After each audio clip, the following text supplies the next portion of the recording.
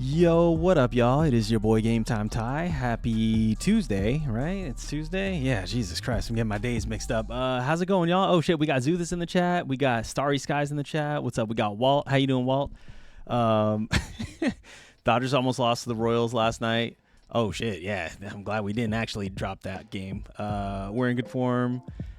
Can the season just end for baseball? Shit, are you just wanting to move on from baseball already? Is it because y'all are the Royals, right? I think you're a Royals fan. Maybe the Royals are just having a bit of a tough time. Vladdy is basically a paperweight at this point. Yeah, no, we're going to cover the fact that Kyler Murray is QB1 now. That's definitely some big news. I'm going to probably jump right into that. But dude, let's go. Happy Tuesday. Definitely a lot of news. I heard J.K. Dobbins is back in the lineup. I heard what was the other big one other than Kyler Murray that I'm trying to remember. Let's see. There's definitely some pretty decent. Yeah, I guess. No, this is Kyler Murray. Oh yeah, the Puka news. Could face suspension because of him biting that young woman earlier, I think this year. So we'll see how that pans out. But nah, it's not looking good on that front. This actually, we'll probably start with the Kyler Murray news first, but definitely want to talk about this. We've lost one series this month so far, and we beat the Nats and Orioles. Nice. Cam Ward and Carnell Tate looked bad in joint practice with the 49ers today. Well, I mean, that is the first time they're seeing probably another look on their, defensively, right? And I'm not even going to act like the Tennessee Titans defense is even any good, but, it was nice to see, I guess, they were gelling in practice or in camp thus far. But I'm not surprised at all that, Cam Ward and Carnell Tate are struggling a little bit against actual defenses in practice.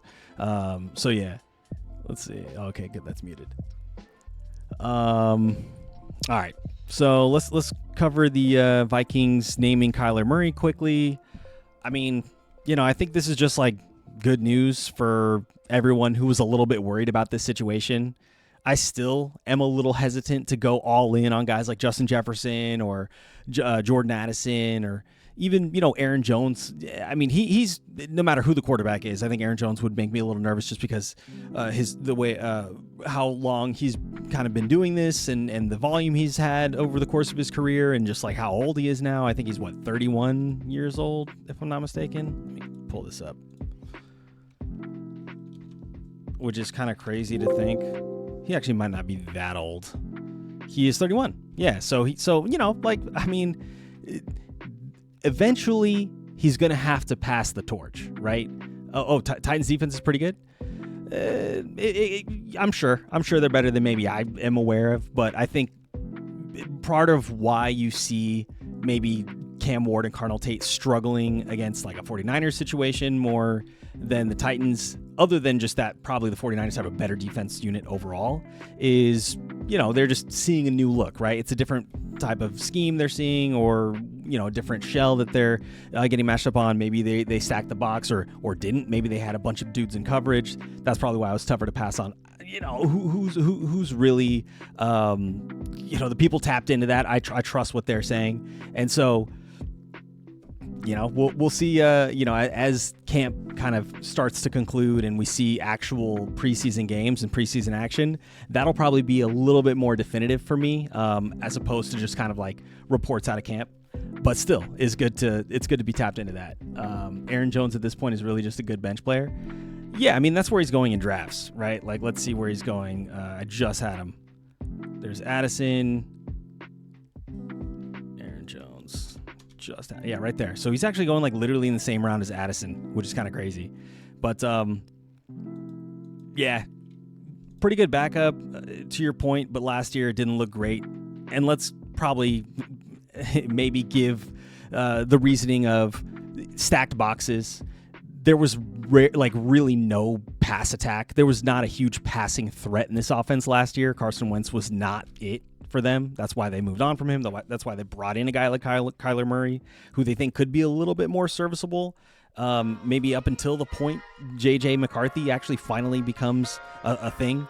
But, it's going to be tough sledding for sure for Aaron Jones. And I'm not, again, like maybe a lot of this stuff was just negative game script, but super inefficient, finished as the RB 40, right? And that's with I guess, on top of missing 4 games. So that we'll also give him a little bit of benefit of the doubt on that front.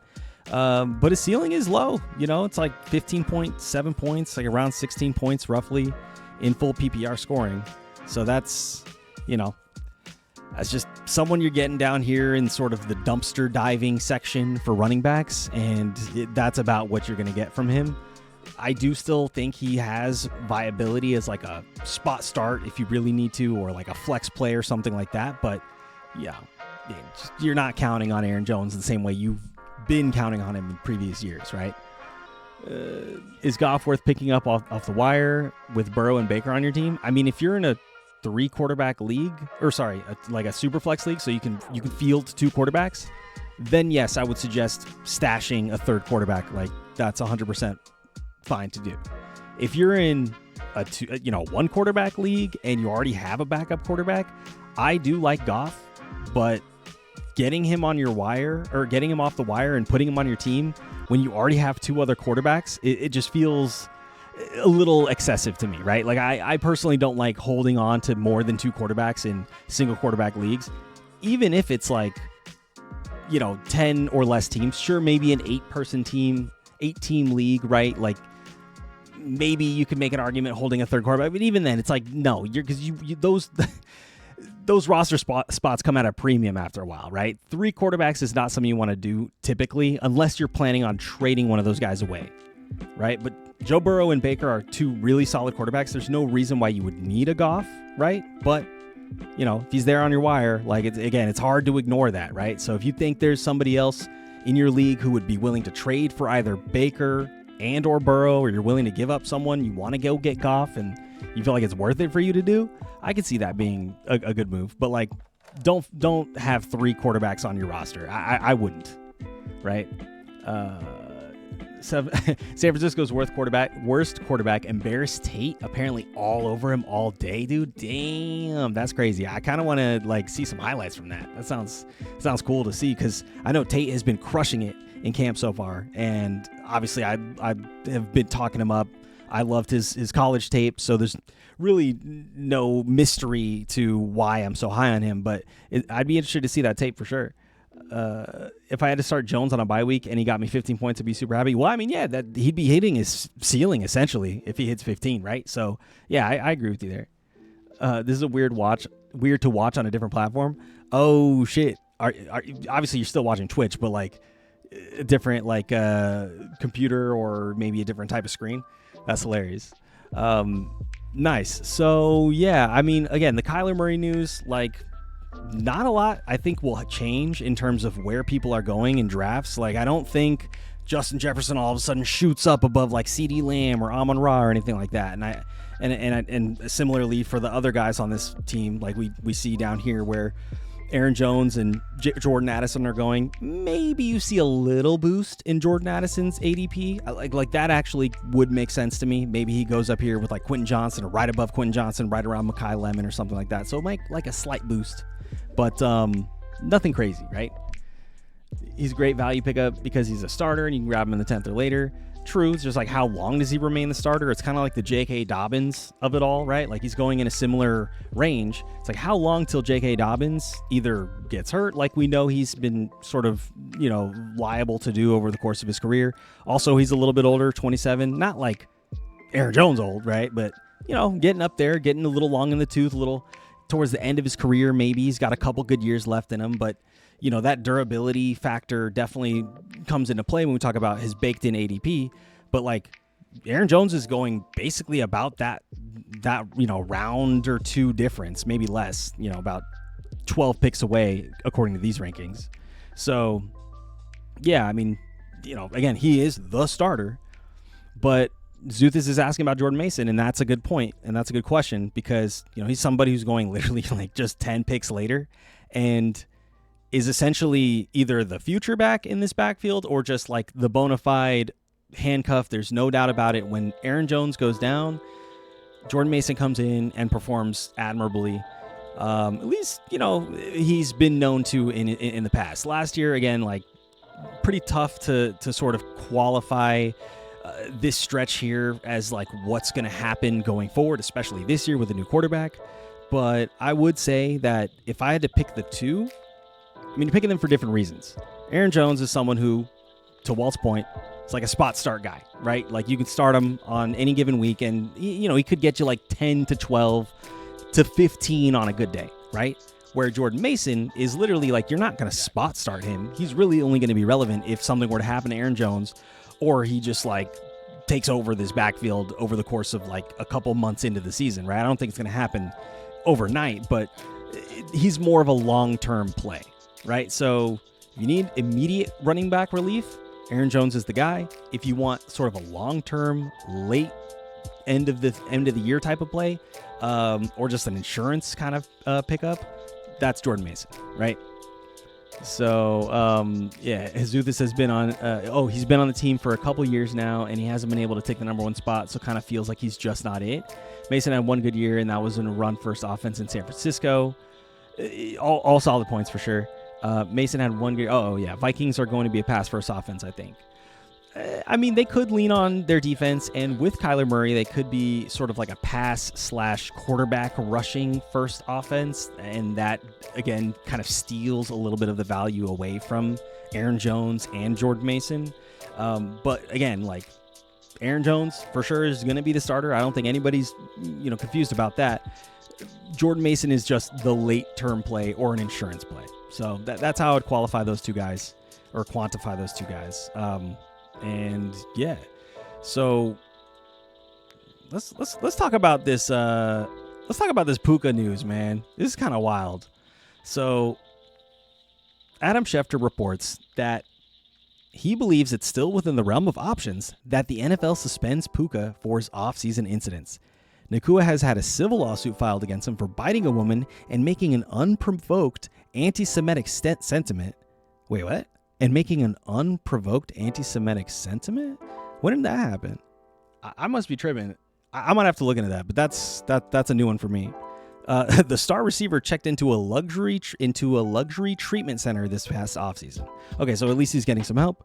Schefter confirmed that the NFL is still discussing potential discipline for Nacua and Rams left tackle Alaric Jackson.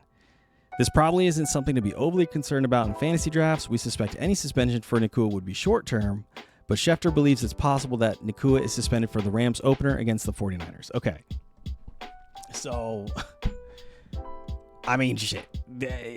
Clearly, Adam Schefter believes it's possible. I love to speculate all the time, but like when Adam Schefter speculates, something actually could be coming down the pipe. And so I think it's pretty likely that something does happen. Now, Adam Schefter feels like it could probably be like a 1-game suspension, maybe like 2 maximum. But that does change Puka's value just a little bit to me. If you're telling me he misses game 1, I mean, he might not slide a ton in the draft, but I don't think he goes up here. I think you could see maybe Amon-Ra, Jackson Smith-Njigba going over Puka, because if he's guaranteed missing 1 game. And then maybe you draw the line like at CeeDee Lamb or Justin Jefferson. I think I still would probably go CD over him if I was in the market for a receiver in that range. But, clearly I would still pick up Puka, even missing a game, over Justin Jefferson, over Drake London, and probably the rest of the guys, right?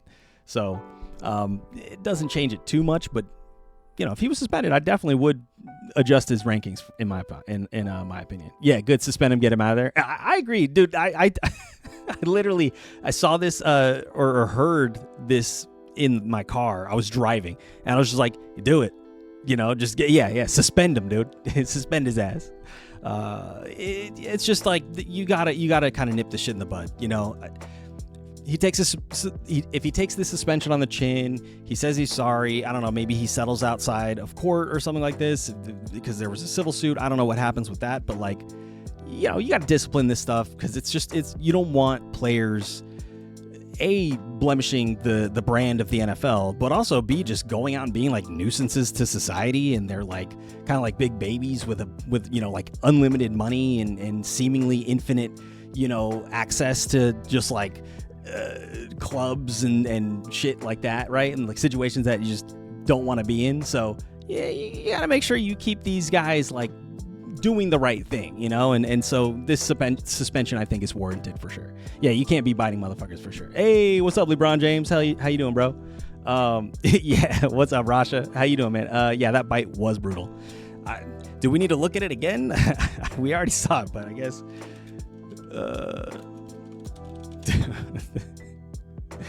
I guess we can take a look at it again. Let's see. Images. Yeah, that shit is wild, bro. That shit is wild. That's like some Jaws shit. It's not funny. It's not funny. But yeah, it's not worth it. Just so many of them. You can never draft a wide receiver first.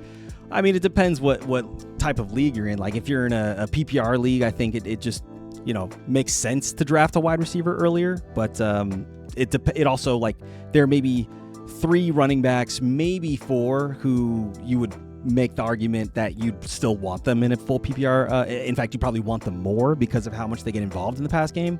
Jahmyr Gibbs, obviously, Bijan, Christian McCaffrey, and then sure, maybe Jonathan Taylor fits into that conversation. But it really was, where is he going now? Devon Achane. Wow, he's already slid like a full round since we started streaming just about a month and a half ago. Devon Achane was like up here, and it makes sense to see why he's slipping a little bit. But yeah, I mean, he would be probably that 4th person I would have put in that category as like a very consistent pass catching back.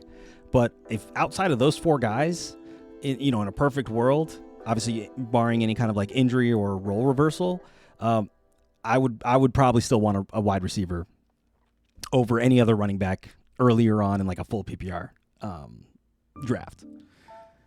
But yeah, it's just not worth it. There's some. Who's ready for more football? Dude, I'm so ready.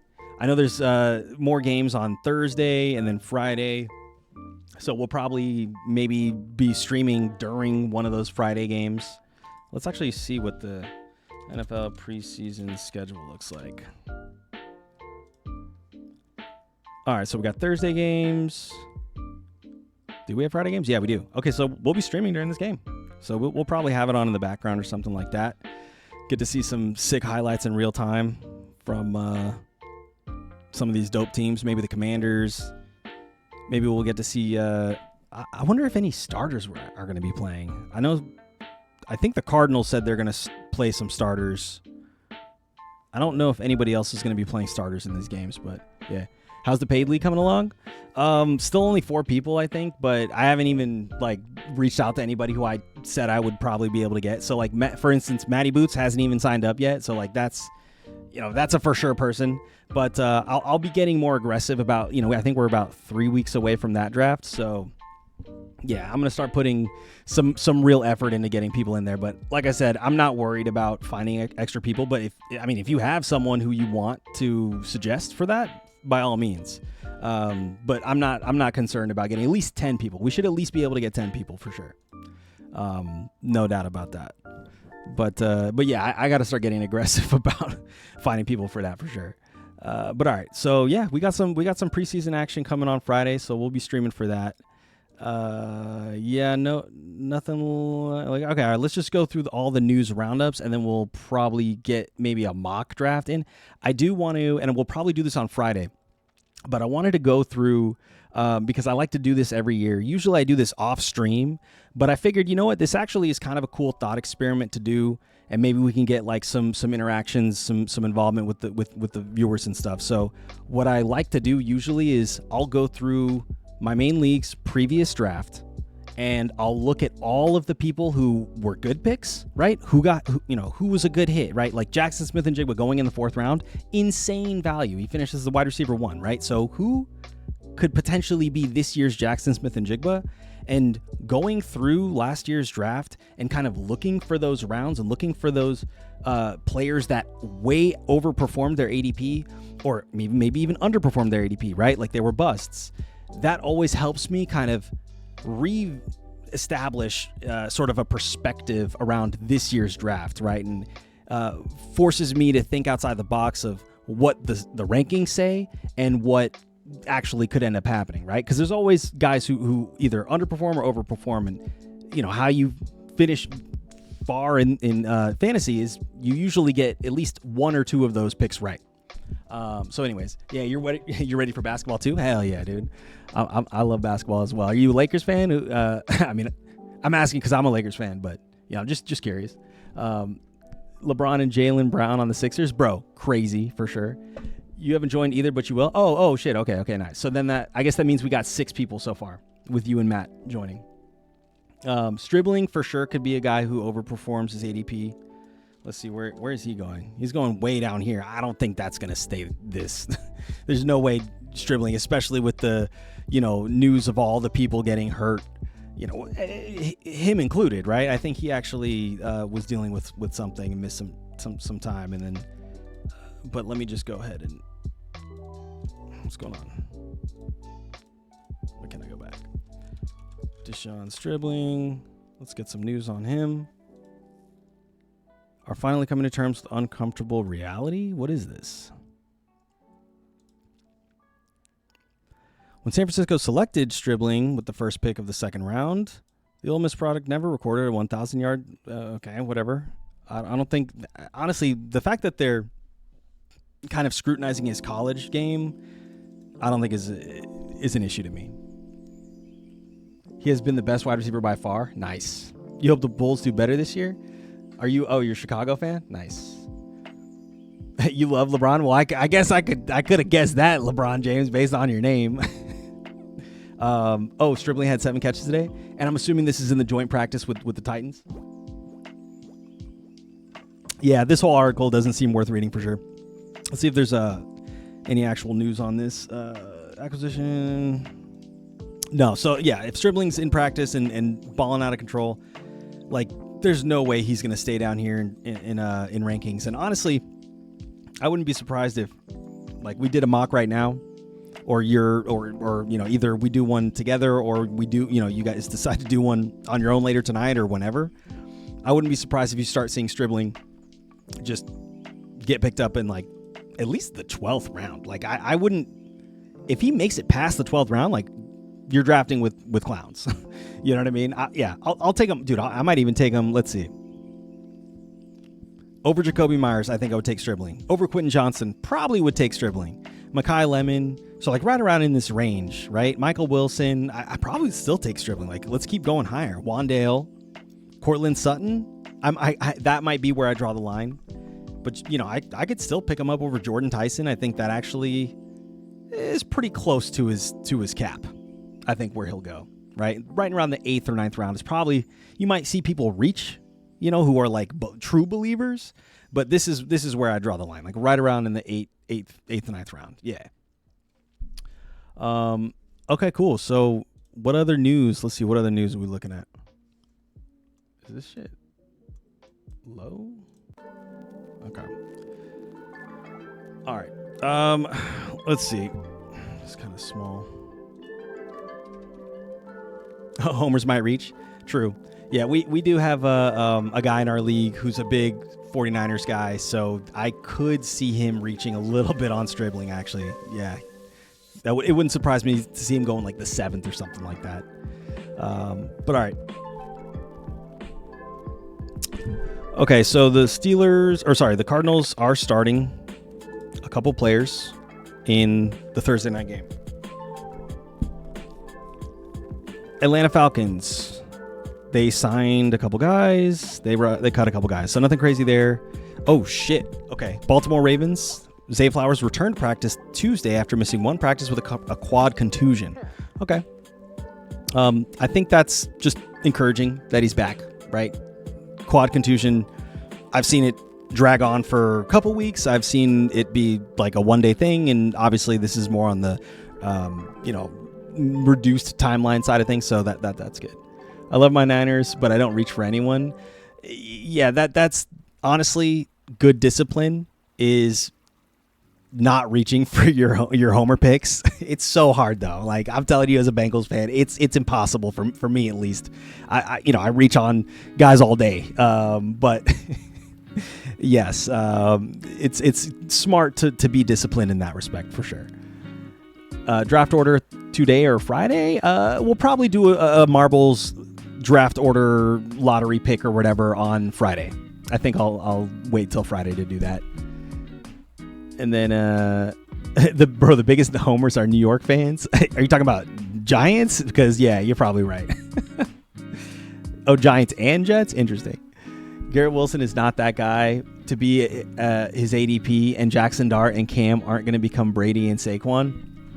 I will say, I want to give a little bit of credit to Garrett Wilson, because if he was on any other team, dude, we'd be talking about him as like a top 12, top 10 wide receiver, honestly, each and every year, right? Like that truly is what he's capable of. You know, you put him on, let's just say the Lions, right? He's crushing it on the Lions. You put him on the Bengals, he's crushing it. You put him on the Cowboys, you put him on the 49ers, dude. There's so many teams, like I could keep going, where Garrett Wilson is a bona fide number one wide receiver and a stud and gangster for like any fantasy offense, right? Unfortunately, he plays for the Jets. So that's why we're talking about Garrett Wilson as maybe being overvalued in fantasy, right? Because he's going, where is he going? Garrett Wilson is going down here in the third round, almost in the fourth round. So like the back of the third round. That's actually kind of crazy to me, because he's much better, in my opinion, of a player than a Zay Flowers, than a Rashee Rice, than even a Devonta Smith. You know, maybe Malik Neighbors, I think it's a little too soon to kind of make that, discernation, if that's a word. But Chris Olave, I think Garrett Wilson is definitely better than Chris Olave in my mind, right? So, like, you know, in terms of, like, talent, you know, fantasy is a completely other story. Production is a completely other story, completely different story, because obviously it just depends on who's throwing him the ball. But, no, we've seen him be good with guys like Zach Wilson. You know, that's crazy. So, which 49er will not get injured, though? There's always one. This probably, it'll probably be Stribling. Or watch it be CMC again this year, though. Wild. Okay, let's see. What else? Okay, so we saw Zay Flowers come back. Okay, so Lamar is not going to play in the preseason game. That's not surprising. Chicago Bears, nothing crazy there. Panthers, nothing crazy there. Bengals, Zach Taylor said that most starters, including Joe Burrow, will play in the preseason opener against the Lions on Thursday night. Interesting. Okay, so we can see some starters play in the Bengals game. Okay, nice. I think that's good, just for like a series or something. Yeah, CMC is already dealing with tightness. True. Yeah, I know. That's unfortunate. But hopefully they're just, being precautionary and it's not something that lingers, because we've seen this before, right? We've seen this whole story play out with CMC before. I think, 2-3 years ago, where he had lingering calf tightness or something along those lines. And then it just like followed him into the season. And it's just like, dude, what the hell's going on? Or maybe I'm mistaking it from last year where we heard it and then it actually kind of ended up being a non-factor. I think both of those things happened, to be honest. It's like so many things have happened with CMC's injury saga that it's hard to keep track of them all, But I trust Walt. You probably know exactly what happened. I don't know how much Geno will give it to Wilson. I think that's probably your biggest concern, obviously. But we've seen Geno have success with receivers in the past. Tyler Lockett, right, had a pretty good season with Geno. I want to say DK Metcalf probably had one of his best seasons with Geno throwing to him. So I'm not like super duper worried, because last year the Geno experience with the Raiders, I think that was Geno is an up and down player regardless. So like, yes, there will be days where Geno just sucks and it's going to suck. But, and I'm not saying go grab Garrett Wilson because I want to, see him succeed. I want to see him succeed regardless of where he's going in drafts. I'm still off of Garrett Wilson. I just trust the talent and know that like any other situation, he would be a top 10 pick probably, in like an ideal situation. He has that type of talent. That said, he's still worth potentially being your wide receiver too.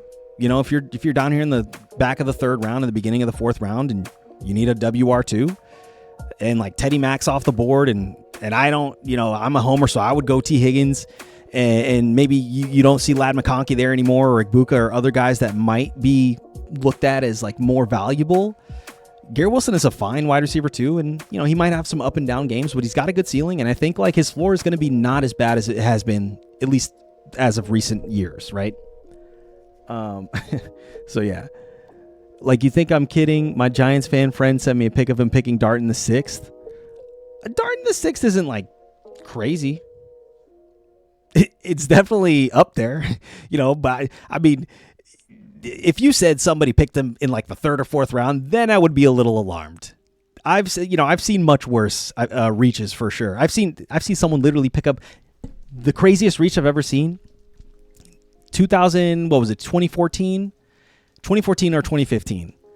Nick Foles went number 1 overall because it was the year right after he led the Philadelphia Eagles to a Super Bowl win. And somebody was just like, yo, Nick Foles, my guy. Boom, first pick overall, Nick Foles. And this is like in a serious league. So I've seen some insane reach. That person obviously didn't end up coming back the following year. we ended up getting rid of that guy, or, things panned out. When you pick up Nick Foles first overall, and you're not going to have a great team. You know what I mean? That's just not how it's going to work. So I think he might have removed himself from the situation after that season. But regardless, he got out of there. And probably for a good reason. Geno is a bum. He's not reliable. He's just not reliable. He can flash in moments, but it's like it really is just like, does he feel disrespected, and does he want to actually try? Because that's really when Geno plays the best, is when he feels disrespected and he's actually putting effort, and it's like, damn, dude, where was this all fucking with the rest of the time? I've seen Geno do some crazy things for sure. You're def staying away from CMC. I'm a little worried about him too. LaShawn McCoy CTE is starting to set in. Dude, Antonio Brown is better than Jerry. Dude said Antonio Brown is better than Jerry Rice, bro. That's wild. Did LaShawn McCoy ever play with Antonio Brown? I don't think they even ever played together. I think they might just be boys. You're playing while watching? Oh, hell yeah, dude. Nice. Okay. Yeah. What the fuck? Yeah. What the fuck is that? Yeah. All right, what else can we cover on the news real quick? Nothing crazy with the Browns. Nothing crazy with the Lions. Let's see. Josh Jacobs' groin is expected to be out for at least this week. Definitely something to keep our eyes on. I don't think this is going to impact, like if he gets over this and is healthy for the season starter, I don't think this is going to impact his ADP too much. But this is definitely something just to keep an eye on. If it lingers, you're like, that's making me worried. I'm not like a Josh Jacobs believer really anyways. And I'm kind of off of him this year for a number of reasons, but just let's see where he's going in his ADP in like the 4th or 5th round. It's RB16. So, if this lingers, you're probably passing on him to pick up Javonte Williams or Travis Etienne Jr. or Cam Scatterbo even, right? I think you would probably draw the line there. I don't think you would go like, or maybe even Bucky. Like I know we got some Bucky people in the chat, so maybe Bucky actually is someone you're looking at if Josh Jacobs potentially might miss time or is even hobbled a little bit going into the year. But I don't know. I think that might be reaching a little too much. It depends on what I see, but yeah, I think I'm not too worried about this, especially if they're only saying he's like, could miss at least this week. Actually, I don't know. At least. That's an interesting word they used. At least. So it could be more, actually. Not just at most this week. So actually, we'll recircle on this. We'll circle back on this in a week and see what happens. But LaFleur also said that the plan is to have Jordan Love play this preseason opener on Thursday. It's pretty fluid in regards to how many snaps, but I think there's a lot of value for all our guys to get mentally prepared to play the game. Okay. Yeah, makes sense. CMC probably the riskiest first round pick. Yeah, I think we'll probably see CMC in my league. I would actually not be surprised if he drops to like the end of the first round. I wouldn't be surprised if like JT goes over him. Drake London, maybe AJ Brown, because I don't know, maybe Ashton Genty if you're like. We do have a Raiders homer in our league, so I actually could see Ashton Genty going above CMC. It shouldn't happen, but yeah, I wouldn't be surprised. Was Tom Brady always a number one pick or not? No, I don't think he was ever, personally, at least in the leagues I've played in. And I started in like 2012, so that was already well into like Brady's career. And I want to say he had his best offensive performances prior to that, right? For fantasy, right? I think his 2007 year was like his most prolific, year. I mean, let's look at it. Tom Brady stats. All right, so let's see. Yeah, he threw. Wow, he actually threw for 4,800 yards plus 3 times. Damn, he actually threw for 5,300 yards in 2021. That's actually crazy. Okay, so I take that back. 07 was not his best performance passing yards wise, but it was the year he threw the most touchdowns. So this was like their 16-0 season. The Patriots went on to almost go undefeated throughout the entire year, and they got beat by the Giants actually in the Super Bowl. So, you know, like that again. Oh, dude, he did it another time in 2011. Holy shit, he passed for 5,200 yards. Jeez. Okay, so you know, again, this all happened before I was playing fantasy. So right here was when my first year of fantasy was 2012, and Tom Brady, he went, I want to say, probably in like the 5th or 6th round in our league. And we were all pretty new at fantasy, so we weren't like savvy drafters or anything like that. And so we were pretty much just following the rankings. So yeah, I haven't seen him go as a number 1 overall pick, but I mean, if you're in a homer league and like I saw Nick Foles go number 1 overall one year. I've seen Peyton Manning go number 1 overall one of the years he was like an MVP level guy. You'll see it randomly, right? But it really just depends on you. Like, it's not something you'll see common. Whoa, shit. That scared the shit out of me. Depends if Puka does. Wait, what? I must have missed something. Depends if Puka. How far do you think Puka falls if he gets suspended? Like I said, if he gets suspended for 1 or 2 games, I could see him maybe dropping to like the end of the first round, early second round. But people are like, I mean, Puka is just so good, man. I mean, he literally, I did say Jaxon Smith-Njigba finishes the WR1 last year just a few minutes ago, and I did misspeak. Actually, it was Puka who finished as a wide receiver 1, and JSN was like, I think, a close second. But no, Puka, I mean, dude, if you look at his game logs, 1 game was unplayable. Week 6 against Baltimore. And I think he got hurt because he missed a game right after that. But literally, he's like insane, dude. He gets volume. He's super efficient. He's a touchdown monster, right? Almost each and every other week he gets a touchdown. He had 10 touchdowns last year, right? 1,700 receiving yards. Just insane volume, insane efficiency. So, like, even if he misses 2 games, I think it's hard to say you'd rather pick up like a Nico Collins or an AJ Brown or George Pickens or someone like that over him, right? You just account for missing him for 2 weeks, right? So yeah, exactly. Let's say 2 games. Yeah, 2 games. I would say basically back of the first round. Best QB season ever in fantasy was Peyton in 2013. I think that was the year that. I don't think we saw Peyton go number 1 overall that year, but the following year, because he had the best fantasy season of any quarterback in fantasy, as you mentioned, I think we did see somebody pick him up number 1 overall the following year, which is hilarious. And again, that person is no longer in our league. And not even because we kicked him out. It's because, like, you know, you can't, there's only so many times you can make moves like that and stick around and keep playing fantasy, right? So yeah. Oh shit, hold on one sec.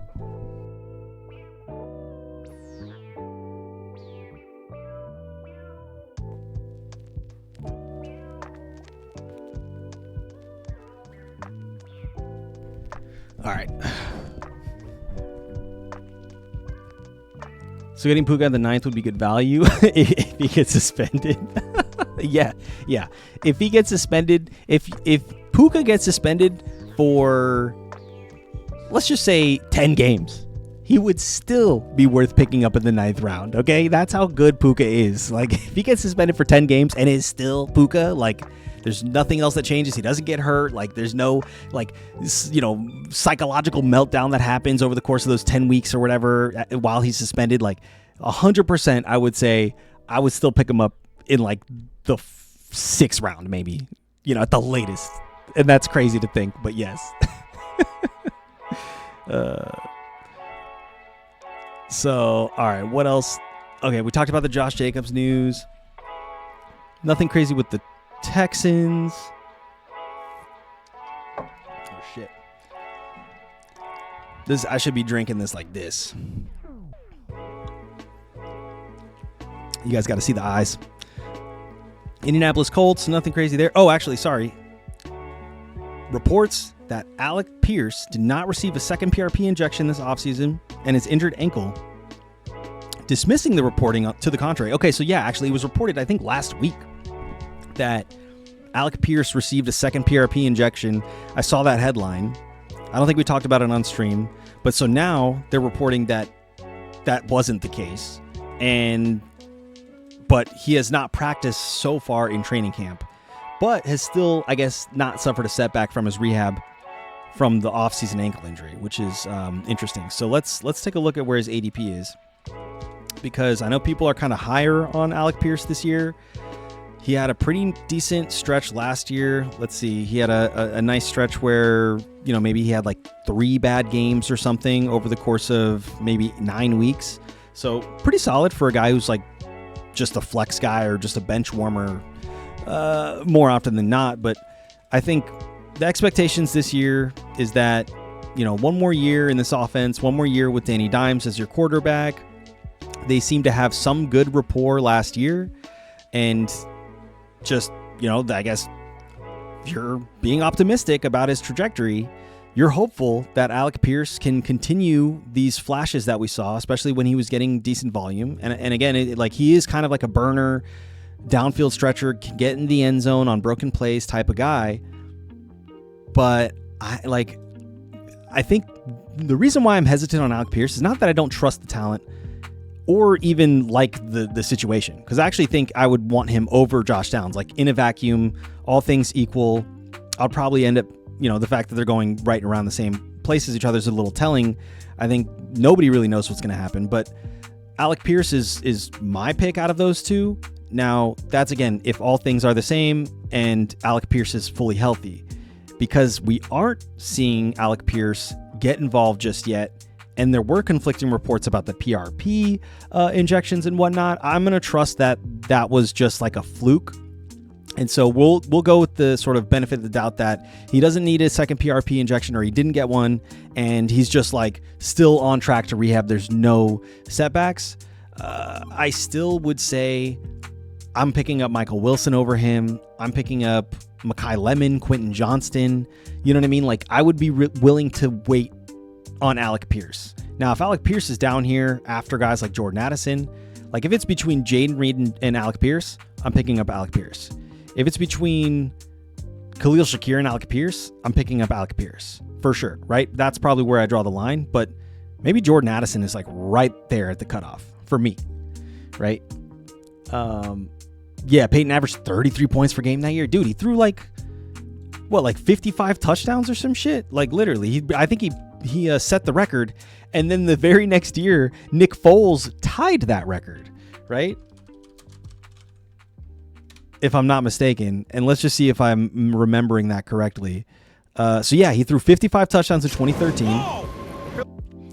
and then he was the number 1 overall pick in our league the following year, and he still put up pretty decent points, but like clearly it wasn't the prolific best fantasy, you know, quarterback season of all time. And then sure enough, I want to say Nick Foles and 1 rushing touchdown. That's funny. Yeah, can't forget that 1 rushing touchdown. Why isn't it showing me that? Rushing. Yeah, you're right. 2013, 1 rushing touchdown. Damn, he had a year where he had 4. He had 2 years where he had 4 rushing touchdowns. That's crazy. Clearly much earlier in his career, before his neck thing. But that's funny. And then yeah, let's just look up Nick Foles, because I do want to see if I'm right on this. Stats. It's crazy to be in this moment. Touchdowns. Wait, did he not throw for 55?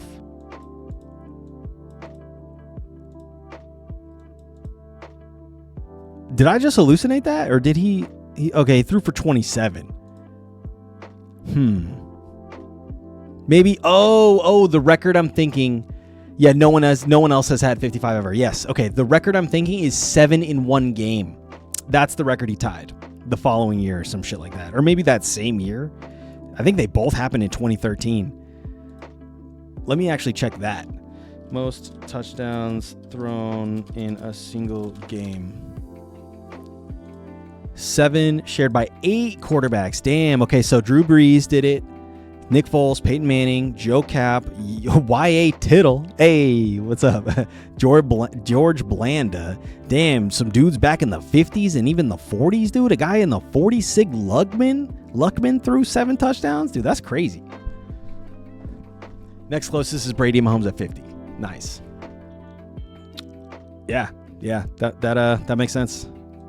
That makes sense. Yeah. I don't know why I thought Foles did it, but it was the 7 touchdowns in a game. That's what it was in 2013, which is crazy. Because it was literally a month or 2 months, almost 2 months to the day after Peyton Manning did it. So Peyton Manning did it, I think, like the first week of 2013, and then Nick Foles did it like week 8 or some shit. It's funny. All right, let's finish the news and we can get a mock going, and then we'll probably wrap it up. I know. We'll probably do a quick one. But, okay, Jags, nothing crazy there. Kansas City Chiefs, nothing crazy there. Nothing crazy with the Chargers. Okay, the Rams, that's obviously we talked about. Oh, wait. So we talked about the potential Sig Luckman is your GOAT. Nice, dude. That's awesome. What team did he play for?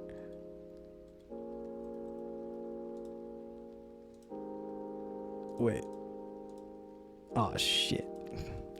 Most passing touchdowns.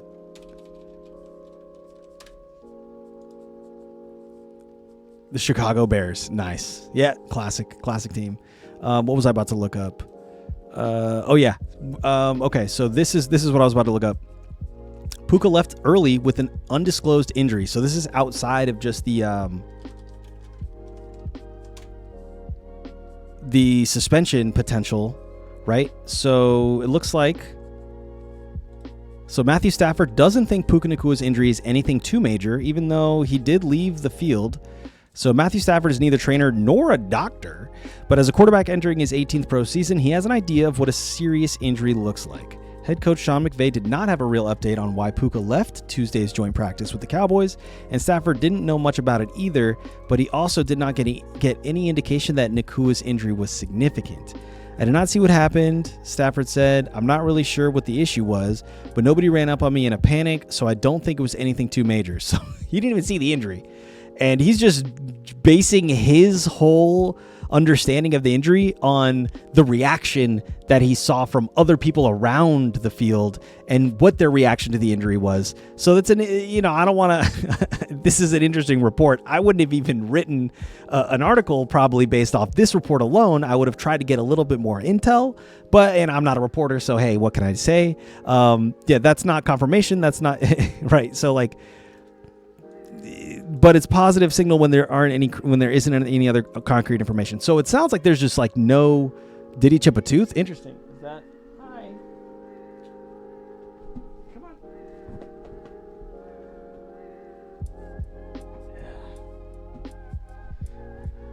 My cat's like, you're going to pay attention to me, damn it. Yo, do not draft this brother Puka, yo. I mean, it's not looking good for our boy Puka. I will say it's just like if there's a third thing. So, one thing is it's this potential suspension. Now we got this thing going on. Maybe it is a chip tooth. I'm not sure. We'll have to see. Maybe there was other reporting that did come out more recently. But because this was 2 hours ago. Okay, this one's from an hour ago. But I'm looking for that third thing to drop, man. What's the next? It comes in threes, right? So what's that last thing for Puka? We'll see. But unexpected departure from Rams practice appears to have far less dramatic explanation than the speculation surrounding him suggested. California Post reporter Vincent B. spoke with an anonymous source inside the organization who indicated that Nacua was removed from Tuesday's practice out of precaution because of a minor injury concern. Okay. So I think the second now report of minor concern, nobody's really tripping on this, shows me that we can probably rest easy that this isn't going to be a serious issue going into the year. That said, again, I'm just waiting for that third thing, man. So we'll pump the brakes on any kind of like knee-jerk reaction here. I'm not drafting my first league, I think, for another 3 weeks or something at least. So, I don't have to make a decision anytime soon. But yeah, keep an eye on this. And, if it is a chipped tooth, that's something that's like one of the easiest things to fix for guys like this, right? So he has had notable injury history, though, because he has missed 5 games with a grade 2 PCL sprain in 2024 and 1 game with an ankle injury last season. Nevertheless, Nacua has played through other ailments while catching an NFL-leading 129 passes for 1,750 yards and 10 touchdowns in 2025. Okay. Yeah, exactly. So, yeah, nobody should be drafting right now anyways. So you should be good to go. Okay, the Rams open the preseason Saturday against Kansas City Chiefs. Although McVay won't play his starters, that gives Los Angeles little incentive to push Nacua through the minor problem. All right, so I think, we don't want to, talk about it too much and make it seem too serious. But, yeah, Puka should be back, and we'll be just keeping a lookout for that. Myles Garrett sat out Tuesday's joint practice, and he is still dealing with swelling in his knee. He's feeling about 85%, and there haven't been any setbacks. Interesting. So I wonder if the Browns, kind of knew something here. I know he cleared his physical and all that, but, I don't know. Maybe, hopefully this is a nothing burger or whatever, but, if Myles Garrett, even 85% of Myles Garrett is, terrifying, right, for offensive lines. But maybe he's not as, crazy, as we think this year, just because he's dealing with a little bit of an injury. We'll see. And obviously Aaron Donald. Aaron Donald adding a little bit extra depth to this team for sure maybe offsets this issue a little bit, but we don't even know if that's a for sure thing yet either. Was Seahawks D in fantasy booking back in the day cooking? Oh, dude, no, they were. Yeah, Seahawks defense was amazing back in the day. We're talking about Legion of Boom, right? Probably 2012 through 2016, I think was about where they broke up. What's his face? Richard Sherman, Cam Chancellor. There's another guy I'm forgetting. And then they obviously had a couple also rotating role players as well come in and play. But dude, that defense was scary and amazing for fantasy for sure. Yeah, definitely the number one fantasy defense for that stretch of time. Miami Dolphins, nothing crazy there. Minnesota, they announced that Kyler Murray was going to be their week 1 starter. And then New England, they stated that Drake May is not expected to play in Thursday's preseason game against the Colts. New Orleans Saints, Cam Jordan could potentially miss the start of the regular season. Damn. That's unfortunate. But, we weren't looking at the New Orleans Saints defense as any kind of scary unit anyways, right? So SF's list should be longer than your arm by now, dude. We haven't, yeah. Once we get to the 49ers, we'll see. It's not going to look pretty, I'm sure. New York Jets, nothing crazy there. Philadelphia Eagles, nothing crazy there. Pittsburgh, nope. Okay, so 3 things for the 49ers. CMC sat out of the second straight practice. Okay, so that's 2 practices now. So just keep adding those up. The worry begins to grow and continues to grow. I'm not a CMC guy already. This is making me even less of a CMC guy. But, this might be another situation where, similar to last year, where all these reports are coming in about tightness and missing practice and all this shit. It depresses his draft value. He starts to go later and later in rounds. All of a sudden, he's a round 2 guy, and then he ends up fucking playing all 17 games as the RB1 on the season. You know what I mean? It's are we going to see that again? I really hope not. I can't do it again. I can't be the guy who doesn't believe in CMC because of all this fucking shit that we keep hearing about, and then I pass on him in the second round because I'm just not into it. And then all of a sudden he ends up finishing as a top 2 guy. Come on, please don't let that happen again. That would just be awful. But Mike Evans quad returned to the field for joint practice against the Titans. And I think I saw another report that it was actually not for like actual drills with other team members. It was just kind of like side drills or individual drills rather. He wasn't like playing the scrimmages with the joint practice. So that's just, a little differentiator there. And then Nick Bosa is dealing with tendonitis in his ACL repaired right knee and is week to week. This could be concerning. This could be concerning. You know what I mean? I don't know, man. Like, just move the practice field at this point, bro. Just do it. Just do it. Oh, it says Evans returned to the field but didn't do any 11 on 11. Right. Okay, Seattle Seahawks, nothing crazy there. Tennessee Titans, nothing crazy. Washington Commanders, nothing crazy. Okay, all right, so we made it through the news. So I wonder if there are any. I'm going to just look through the actual NFL news on Google just to see if there's anything we missed that kind of wasn't related to injuries. NFL draft brought $177 million economic boost to Pittsburgh. Cool. 49ers get bad injury on Nick Bosa. Yep, we saw that. The good and the not so good from Stribling. From Titans practice. Stribling outplays Tate. Okay, so that's actually what you were talking about. Yeah, the Bosa one is the most concerning. Yeah, the fact that he's week to week. You never want to hear week to week, right? And then just it's a lingering thing, and he's already had it repaired. Tendonitis is not something that just goes away. Like, you have to be very diligent. And again, I'm not a doctor, but I know it's something you need to consistently keep up on, right? You have to like rehab it every single day. You have to be able to, keep it moving. And because the second it becomes it becomes sedentary is when I believe, again, I'm not a doctor, but is when that tendonitis starts to creep up, right? So just, yeah, it's going to be a long road potentially with Nick Bosa, but just you hate to see it.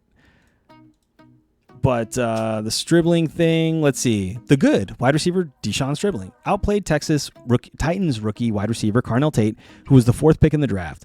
Tate didn't catch many passes, and when he did make a catch, he often had to lay out, as opposed to Stribling, who caught a team-high 7 passes during 11-on-11 drills and caught them in stride. He was Brock Purdy's go-to guy, particularly outside the red zone where Stribling's speed stretches the field and stresses defenses.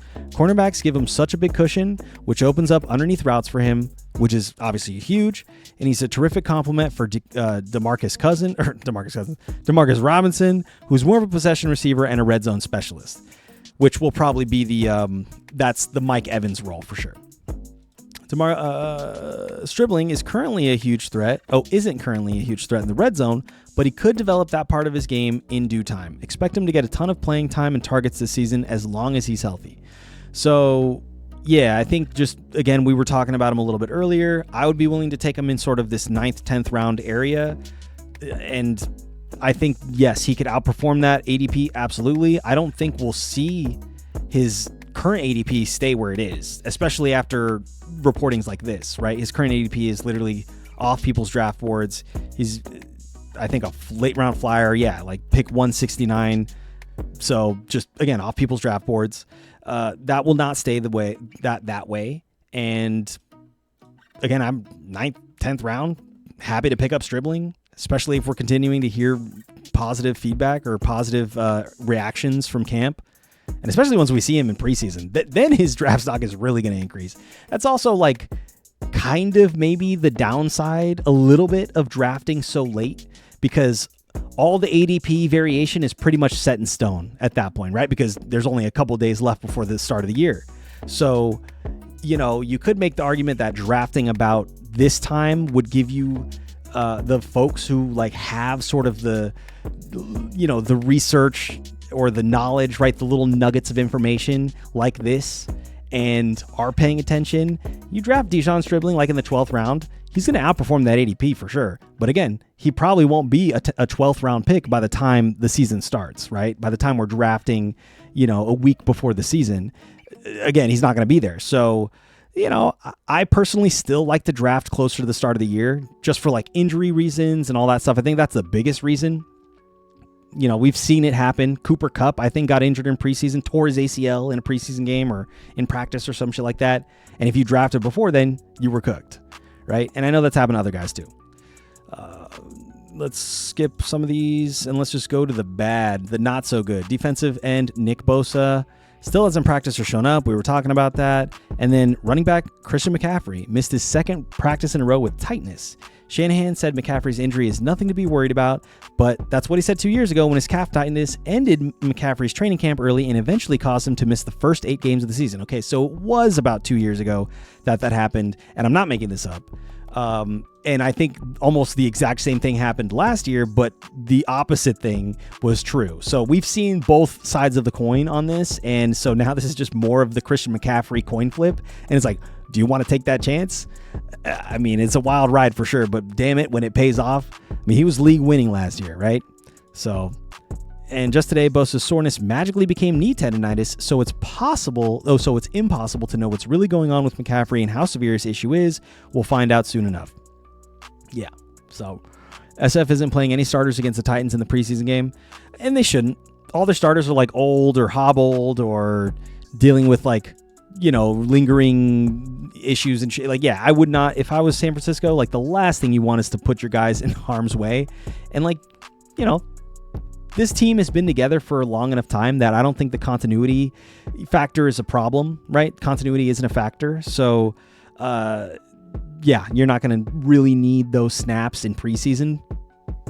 We might see them play like one drive in the second to last preseason game, which is typically the game when coaches will play their starters, right? At least from what I can remember. Things might have changed though. I know they removed a preseason game now. I think we have like one less preseason game than we used to a couple of years ago. So yeah, that could have actually changed. So anyway, that I think covers it for the news. Actually, we did talk about J.K. Dobbins for a little bit. We never really kind of followed up on that. I'm going to follow up on that quickly. So 11 hours ago, J.K. Dobbins exited practice with a soft tissue injury. And this was actually yesterday, right? So we're looking for more clarity here, but Peyton did say after practice that he thinks Dobbins is going to be fine and that the team is going to be try to be smart with it. So is there another report that said he actually came back to practice today? I feel like he did, right? News.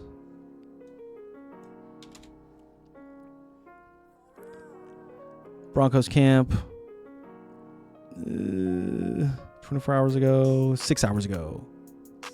So, okay. So he participates in individual drills. Okay. So at least that's an encouraging sign that he's not like just being held out of practice for a second straight day or something like that. So it was precautionary. He's back in practice doing individual drills. So just like, I mean, I'm not a Dobbins guy really anyways, but this is, if you are a Dobbins guy or gal, this is a good sign that you can probably continue to target him in drafts.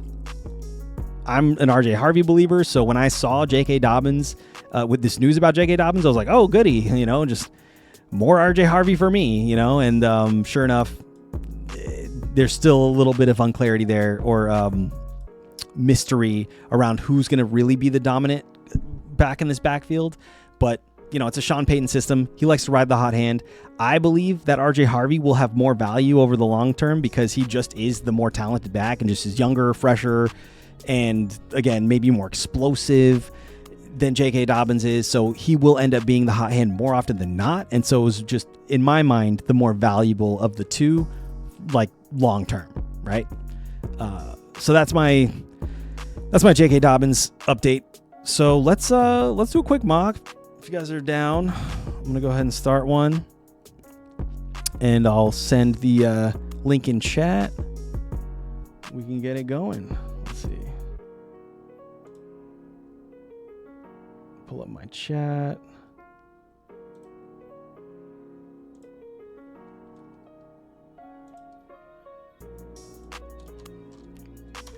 Drop that in. Oh, did that not go through? Try that again. All right. Whoever wants to join, go ahead, join up. And we'll do a quick mock. Let me just make sure these draft settings are proper. Give 60 seconds. Update. Cool. We got Rasha, we got Walt, we got Zuthez, we got Daniel the first time. Hey, what's up, dude? I'm gonna pick 12 this time. I haven't done a mock draft as the 12th pick yet, so I'm gonna do that. And let me go ahead and do this. And I actually haven't made any updates to the Draft Doctor, so I won't be using it this time, but I will have updates made by Friday so we can see what those look like. Because I'm definitely interested to see how my updates came through. Time to do something weird again. You have so many kickers you like. Uh-oh, are we going to see a first overall pick or a first round kicker come off the board? Nah. Okay, let's go ahead and start the draft. Yep. Cool. Turn this volume off.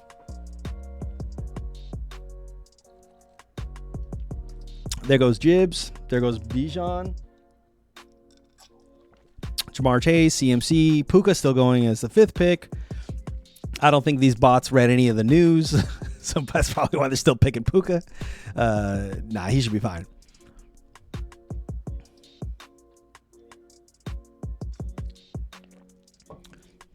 Yeah, actually, that's an interesting... we haven't really talked about kickers or defenses too much on this stream. And maybe that's something I'll do is do like a deep dive on kickers and defenses and kind of like do a little assessment on which offenses I like for kickers. Because that's really what it comes down to at the end of the day is like what the environment, are they going to be scoring a lot of points or are they going to be having red zone difficulties where they just want to kick a field goal every drive to end every drive, right? And both of those are factors as to why a kicker could be more valuable than others, right? So, yeah, you want to do a defense fantasy league where you just like pick defensive players only? Dude, that actually would be kind of sick. And then maybe, I don't know, have like an offense, a team's offense or something that like they accumulate points for that. I've never done a defensive league. That sounds like it could be a lot of fun though. Oh shit, I'm on the clock. Okay, so right now, it's still saying Achane is like the guy to pick up. I am not so sure about that. So I'm going to go ahead and go Amarian Hampton. And then I'm also going to do something a little kooky. And I'm going to go ahead and go back-to-back running backs. I'm going to get Chase Brown. So I'm going to see what my team looks like going back-to-back RBs in the 12th slot. And what receivers make it back to me. Because if I don't like what I see, then I'm definitely not going to do this in a real draft. But I'm just curious to see what this looks like. Oh, nice. Okay, so yeah, that's how it works. Nice. Hell yeah, yo. I'll be interested if you find an opening in a defensive league, or maybe I don't know. Maybe we can like try starting one. That I don't know many people who have done one or would want to do one, but shit, first time for everything, right? Might as well try it. All right. So after I picked Chase Brown, we saw Trey McBride go. Achane. Barkley goes to Zuthez. So Zuthez is also doing a double RB strat. Damn, and then also we got Daniel Fantasy doing a double RB strat with Jonathan Taylor and Ashton Genty. Okay, so we got actually 3 teams now with actually 4. Walt is going to go ahead and get a second running back as well. So we got 4 teams with just back-to-back running backs in the first 2 rounds. I like it. This is dope. This also means that like maybe I'll see some running backs. Oh, you're Daniel, by the way. Okay, nice. Yeah, what up, LeBron James? Welcome in, bro. Welcome in. Glad you could join the mock this time. I forget who wanted to join last time. Was it Check the Status or was it Nico Dobbs that missed out on the last mock draft? Either way, glad we got to get you in this one, man. All right, so then it's a 3rd running back off the board for Rasha. So Rasha goes with his first 3 picks. He goes Gibbs, Kyron Williams, and then Javonte Williams. So 3 awesome running backs, 3 running backs that I'm obviously pretty high on individually in their own right. And you're getting great value on, I would say, Javonte for sure in the 3rd round. Kyron Williams in the 2nd is not bad, actually. I'm not even mad at that at all. And you're passing up, though, on guys like Nico Collins, A.J. Brown, Chris Olave, Rashee Rice. So you decided to forego any sort of like top tier wide receiver option to get your third running back, which, obviously I like the depth, but for me, I'm probably going to try to pick up a wide receiver with my next pick, depending on what I see. Damn, we saw Walt go quarterback here with Josh Allen. Nice. And then, oh, damn. Okay, so LeBron James also picks up a third running back with Josh Jacobs, dude. Wow, this is crazy. What the hell's going on? We all trying some crazy shit, man. Okay, nice. Malik Neighbors, T. Higgins, Breece Hall goes next. Okay, so Zuthis actually does pick up a wide receiver and breaks the trend of going like literally no wide receivers in the first 3 picks. I now did say, this is wild. I did say I wanted to go a wide receiver, so I kind of have to stick to that. But I'm seeing guys here that I really do like that aren't wide receivers. So what I'm going to do is I'm going to pick up Ladd as my wide receiver 1, but I'm going to pick up Bucky, as crazy as that sounds, as my RB3. Fuck it, I'm going RB depth, baby. We're going to see what happens. Because now what this means is I don't have to start Bucky. I could probably flex him if I wanted to. But if for whatever reason, like, this is basically just like a super greedy depth pick. If it pans out with Bucky, I have an amazing RB3, right? Who could easily be like a startable guy each and every week. If it doesn't pan out with Bucky, then I've wasted a 4th round pick. But at least I know I have 2 studs already in Omarion Hampton and Chris Brown, Chase Brown. That I don't really need Bucky to do much. But that said, I am now running the risk of potentially being left out in the cold on the wide receiver front, because now we're seeing a big run on wide receivers. We see Garrett Wilson go, Zay Flowers, Luther Burden, Teddy Mack, Igbuka, Devonta Smith, Devontae Adams, right? Jamo Wilbaum.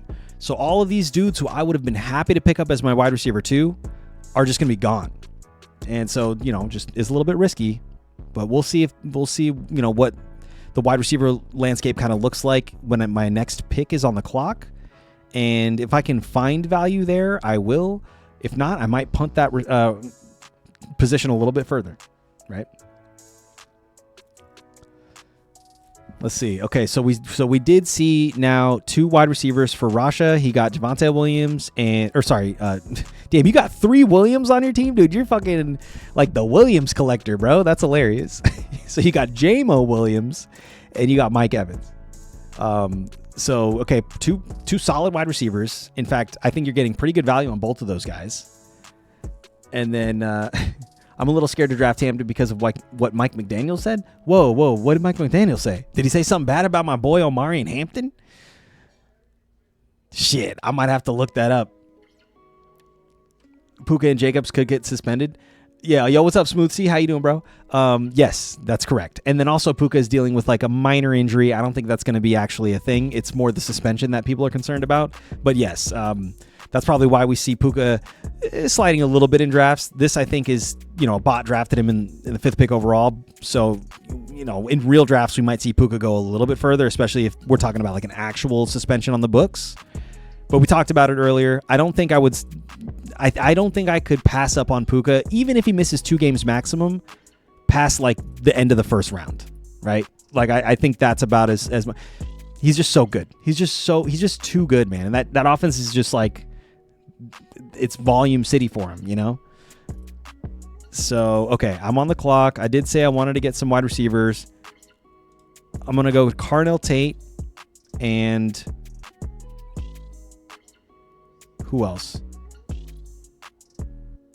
I don't want to go 2 back-to-back rookies, so I'm going to go Parker Washington. I could have probably ended up not needing to go back-to-back wide receivers, but the only reason why I'm doing this is because if for whatever reason Carnell Tate takes a little bit of time to come online, Parker Washington is someone who's going in the back sort of, I guess, the middle rounds, right? Round 6, and could easily finish as like a solid wide receiver 2, right? Top 22, I would give him capable type player, right? Like, let's see. Last year he finished as the top 21 wide receiver, right? So he literally finished as a wide receiver 21, unless that is not true. Is it going to show me position? No, that's punt returns. It's not going to show me there. I'll have to look on this rankings. Parker 36, wide receiver 36. Okay, so he didn't finish as a top 22 wide receiver last year, but that's because he didn't come online till about halfway through the year. So if we were to extrapolate this pace, I absolutely think, and we actually have a pace calculator, so I'll maybe take a look at it after this draft, if I can remember. But that is why I'm a little bit higher on Parker Washington than maybe Brian Thomas Jr., because Brian Thomas Jr. will potentially be like a red zone threat. I think Parker will probably be like more reliable.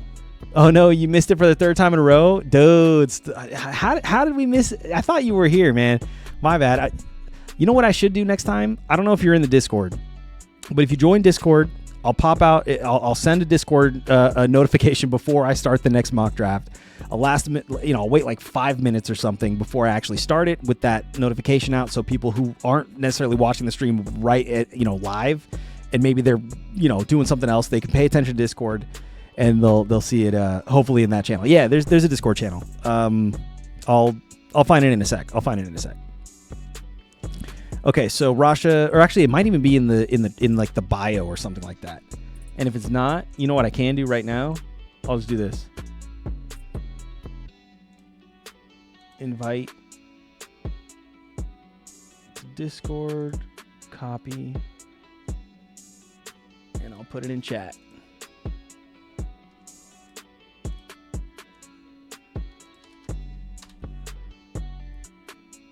Oh wait, do I need to refresh this page?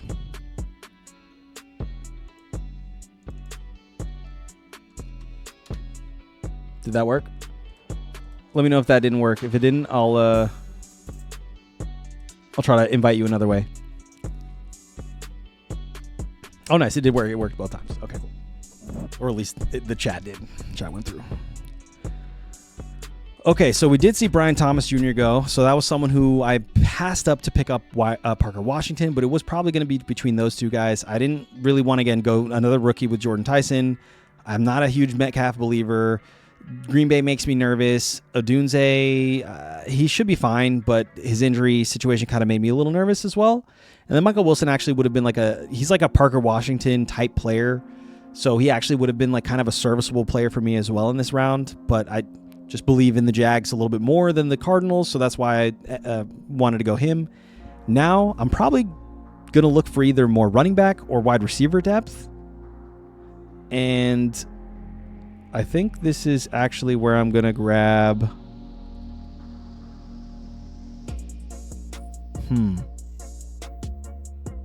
Mekhi Lemon.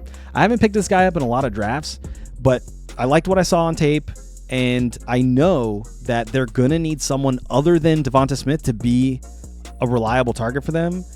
There was a world, right, maybe 2-3 years ago, where A.J. Brown and Devonta Smith were looked at as like one of the best duos in the league.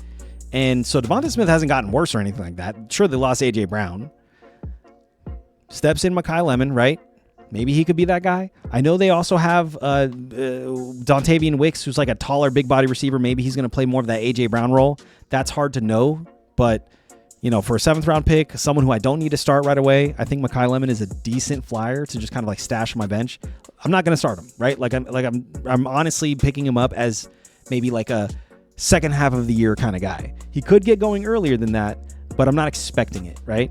So my next pick is probably going to be more running back depth. Kyle Monangai. People are really high on Swift, and this offensive line is like pretty solid.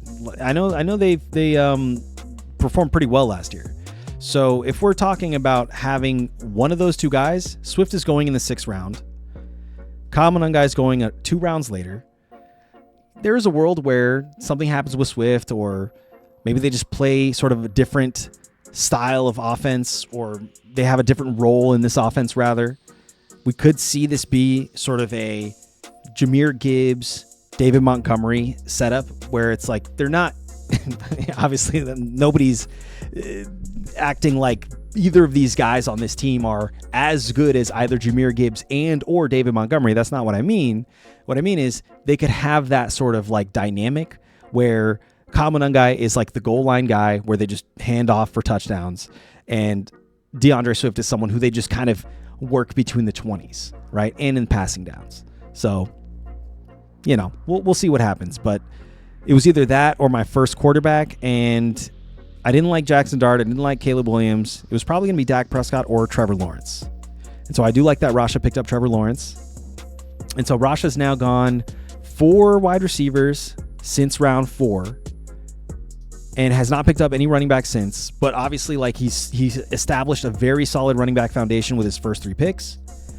And so I don't think, I think it's fine to just now go into the next few rounds as like, I really only need to pick up maybe 1 or 2 more running backs for depth or something like that. Me, on the other hand, I'm for sure in the market for my starting quarterback. In the next 2 rounds, I'm going to have to make that pickup. So we see Mahomes go. Damn, Walt picked up Michael Pittman. Okay, nice. I actually kind of like that. So let's see. Oh, damn, and you got DJ Moore too? Damn, you actually got some pretty nice value on your wide receivers. DJ Moore is someone who I think could easily outperform ADP. Same with Michael Wilson. And even Cortland Sutton, actually, because I don't believe in Waddle. I don't think Waddle's just going to come in and all of a sudden take that job from him, or at least like hinder him in the way that maybe people were thinking. So, and then, hey, dude, you got JCM, bro. I like that. I like that. So, are you warming up to Bill? Does this mean you're warming up to Bill, or is this kooky picks time? Because I've been kind of staying by Bill, man. Like, even with the ups and downs last year, like, obviously he wasn't viable, in most of the games he played, but I kind of like him this year. No, fair. Okay, cool. So now, like I said, I'm probably going to be looking for a quarterback, and look who it is waiting for me right there. It's Matt Stafford. So now I can kind of like just rest easy knowing that I have pretty solid depth in both wide receiver and running backs, and I can now go get guys like Stafford, like Goddard. Like, I could have easily ended up with Ferguson as well. Like, Ferguson is definitely, I think, a reasonable pick here in this range too. Should be fine. Was great last year. The reason why I leaned Dallas Goedert is because just situationally, less mouths to feed in Philly, right? Dallas Goedert is probably going to be their, like, realistically outside of, sure, Jalen Hurts and Saquon Barkley. It's Dallas Goedert is like their actual pass catching option, their go-to pass catching option in the red zone, right? So, you're getting him in the 10th round, dude. He could easily finish like as a top 5 tight end if all goes well, right? Solid value. Oh, you were torn between Jameson Williams or DJ Moore. Seems like upside versus floor. Yeah. No, that's honestly a pretty solid differentiation, right? Like, fuck, what am I trying to say? I would say you made the right choice. The only argument I would make for DJ Moore over JMO is that JMO is the wide receiver 2 on his team. Yeah, he has that ceiling for sure. DJ Moore is just going to get volume. Yeah, he has a safer floor. But DJ Moore is someone we've seen have a pretty decent ceiling as well. So, I could have gone either way. I'm a JMO lover, dude. I love JMO for sure. I might have actually gone more JMO as opposed to more Evans. But that, again, just might be me being a little bit, like, biased against Evans and the 49ers situation, just a little worried about just, like, this, the injury potential of it all. And just how high I am on DJ Moore, which going in the 5th round seems, honestly, like, disrespectful. You know what I mean? Like, just a little disrespectful to me for DJ Moore to go this late. But this is also, you're talking to the guy who could have picked him up in the 4th, put my money where my mouth was, and if I thought it was disrespectful, I could have picked him up. But, I mean, there were all these guys that went before him. I don't think I would have been able to reach over a Garrett Wilson or Zay Flowers or an Igbuka just to pick up DJ Moore. That probably would have been pretty tough for me. You don't like Evans just in general? He's too old to justify?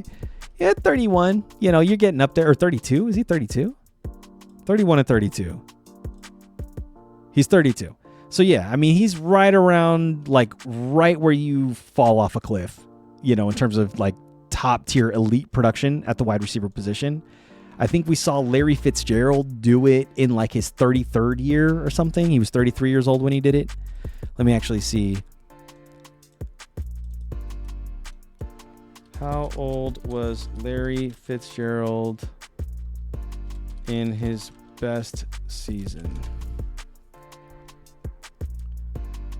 Oh, no.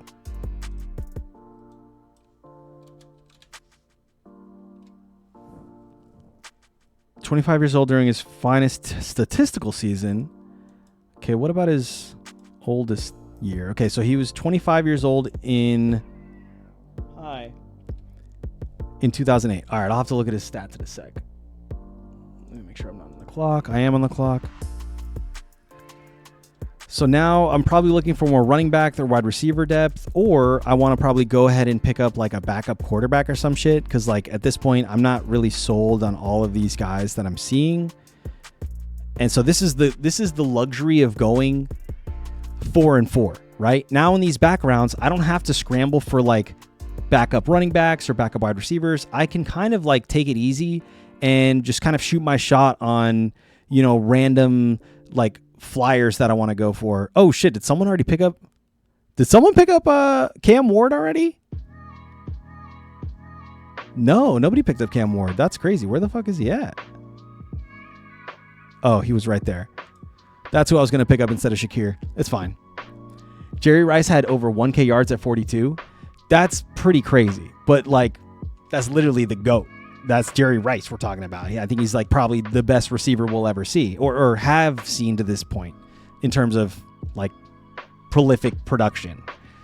So it's hard to compare people to that, but let's see. Larry Fitzgerald. Stats.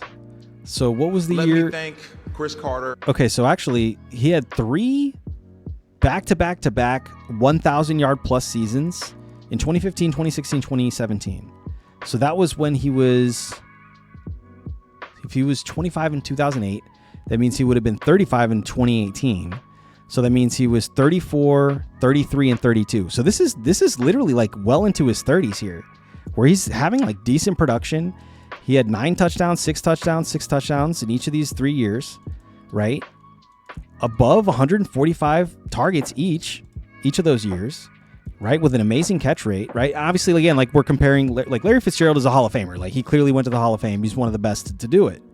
So, but Mike Evans, people could make the argument that he could be a future Hall of Famer.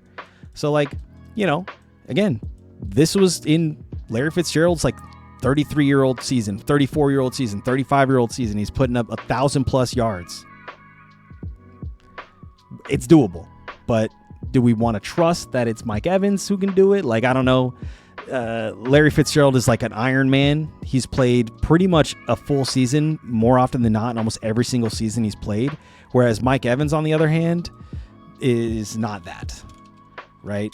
I think he's pretty consistently missed time throughout his career. Let's just take a look. Yeah. Did you hear about the guy who sold? Missed 3 games, missed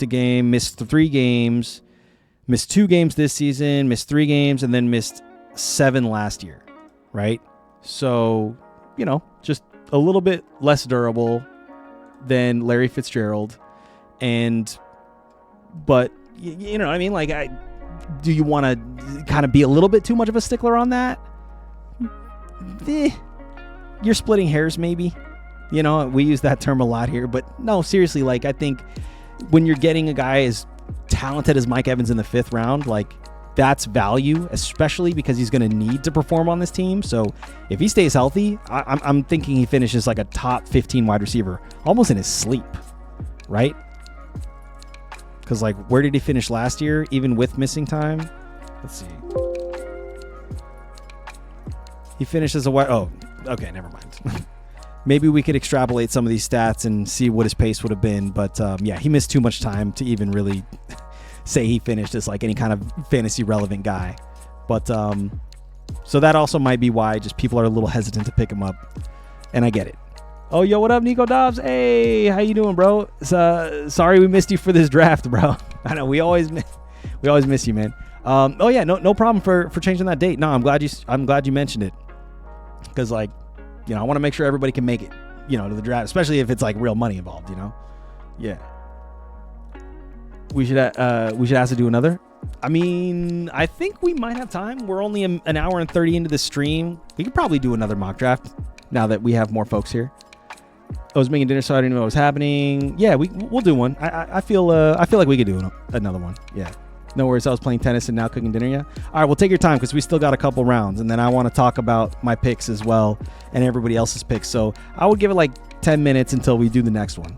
Right? Democracy wins. Hey, let's go, Ty. All right, for sure. We can do another one. Will Joe Burrow get hurt this year? Don't ask me that. That's a terrible. That's a not. I don't think so. Let's hope not. I pray that he won't. But what a loaded question. Oh shit! I need to draft a defense now. Let's see. I'll get the Patriots. Fuck it. We almost gonna have a full mock. Yeah, that's crazy. Actually, I think we'll have at least like 7 people in it. I definitely think we should have. You think you should have waited on tight end in this draft? Let's see. Who did you pick up? You picked up Laporta in the 7th. Yeah, if you would have waited, you could have probably picked up guys like, Marvin Harrison Jr., Dobbins, Warren. Any of these running backs or wide receivers, Sutton, Brian Thomas Jr. And if you waited, you would have been easily able to pick up like a Kittle or a Kincaid. Again, I was able to get Dallas Goedert in the 10th. That's the thing.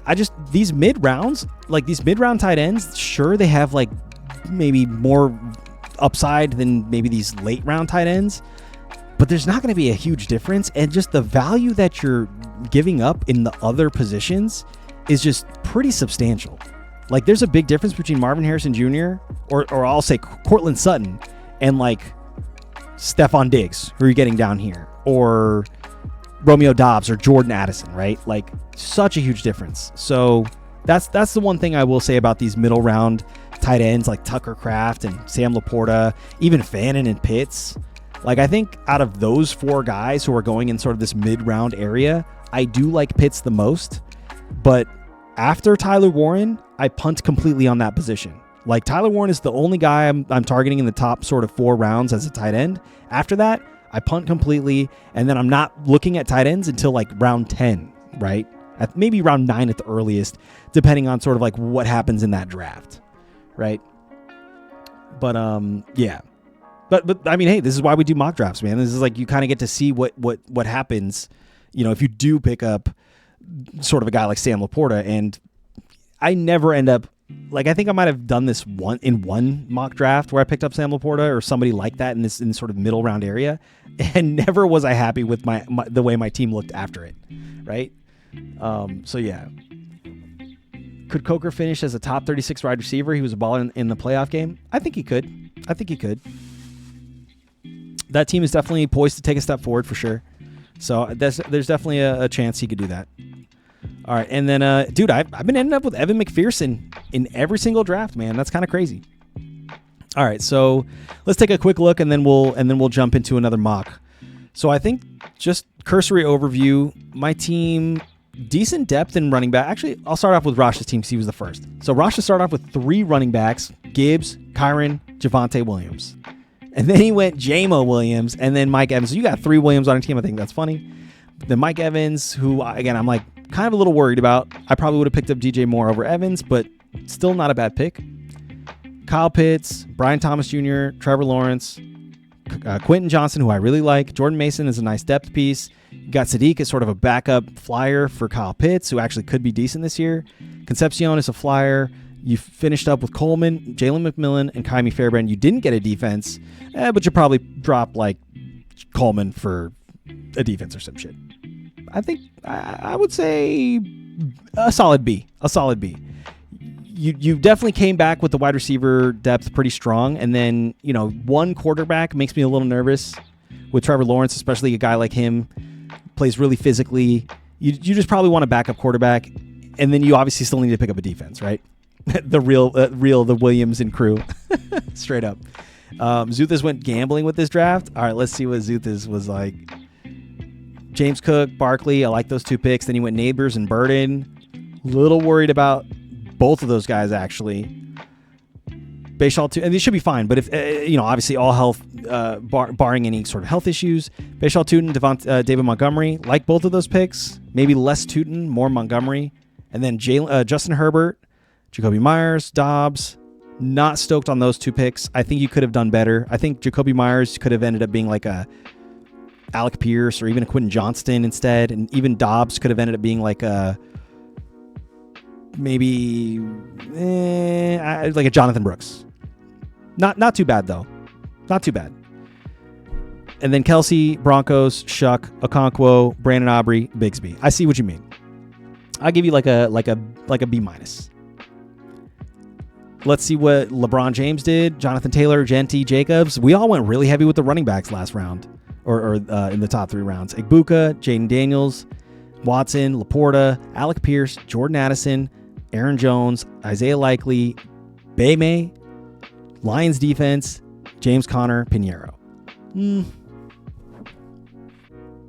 Your running back depth actually is pretty solid. I would say your wide receivers make me nervous. You only have 4, and none of these guys are going to be reliable. So I'd actually give you probably like a C+ based on that. But it's only because your wide receiver depth is a little questionable. Walt Grizzly, Bijan, Derrick Henry, Josh Allen, Tyler Warren. Damn, so no wide receivers in the first 4 rounds, but then followed it up though with back-to-back picks with wide receivers. DJ Moore, Michael Wilson, Courtland Sutton, all 3 very strong picks for those rounds. I think each of those guys could actually finish above their ADP, so you got some good value there. And then Ja'Cory Krosky-Merritt, I know you don't believe in him. I actually kind of like him, so I'm going to give you a little bit of credit for grabbing him.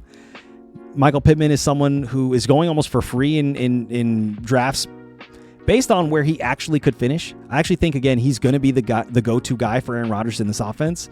So solid value there. So you're just getting a ton of value. Jonathan Brooks, similar, right? He could end up being the starting running back sooner rather than later in that backfield.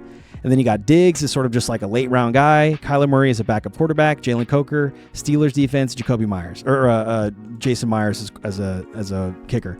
Dude, honestly, I think you have the strongest team in this entire draft, and I would give you like an A-. Pretty solid. You went early tight end and wide receiver or running back or quarterback. And then you've made up for it with some pretty savvy picks on wide receiver and running back depth down the stretch. So, yeah. And you like Diggs with McLaurin asking for a trade. Whoa, wait, did that happen?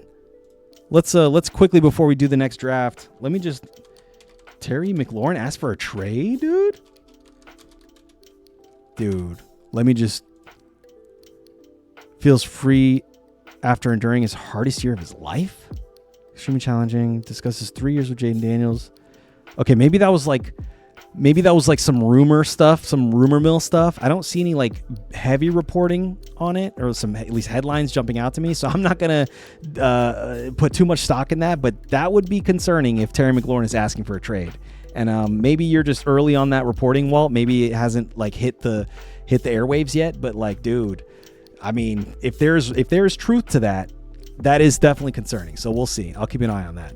And then my draft, real quick before we start another one, Amari Hampton, Chase Brown, Lab McConkey, Bucky Irving, Carnell Tate, Parker Washington, Mekhi Lemon, Kyle Monangai, Matt Stafford as my QB1, Dallas Goedert, Khalil Shakir was an auto draft, but I'll take it. Cam Ward, Denzel Boston, Patriots defense, McFearless. I'll give myself a B+. It could have been better.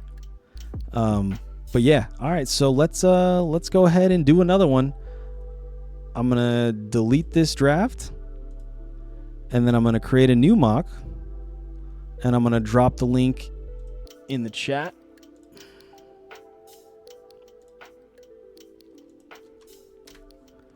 And go ahead and feel free to pick any spot. I will pick whatever's left.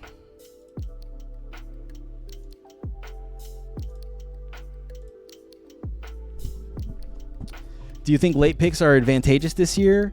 I liked my team. This was actually my favorite team out of any team I've drafted so far in my mocks, and I was the latest that I've picked so far. So, I mean, I'm always kind of a late pick kind of guy anyways, but I never really like to be right at the back of a draft. I kind of like to be like 9, 10, 11, and maybe is a little too late for me. But I wasn't mad at pick 12, to be honest. You know, oh shit, y'all are going down this time. All right, shit. Let's see who can draft the best team this time. At least all speculative, right? So I'll give it another maybe 60 seconds. for folks to join in. We got, let's see, 1, 2, 3, 4, 5, 6 folks. I will go ahead and I'm going to pick one. I did 12 last time. I'm going to do one this time. Get a little balance. Perfectly balanced, as all things should be. Rest in peace, our boy Thanos. Yeah. He knows. He asked Terry himself. He is the source. I like that, Stars, guys. Yeah. No, Walt comes out with some takes that I'm like, dude, are you sure you're not like an NFL reporter? Are you sure you're not like working for one of these teams, man? You seem to have some pretty inside knowledge sometimes, man. He always has like the early lead on something, you know? Nice. All right, cool. All right, we'll give it one more second. I'm just going to re-drop the link in chat if anybody missed it. And I think we have 1, 2, 3, 4, 5, 6, 7, 8 people now. Okay, cool. So yeah, actually, this is the most we've ever had. So we could actually probably get it started now. All right. Go ahead and start the draft. Oh, wait. Let me just make sure it's 60 seconds. Yep. Cool. All right. Oops. Start the draft. All right. So, I mean, I'm a homer.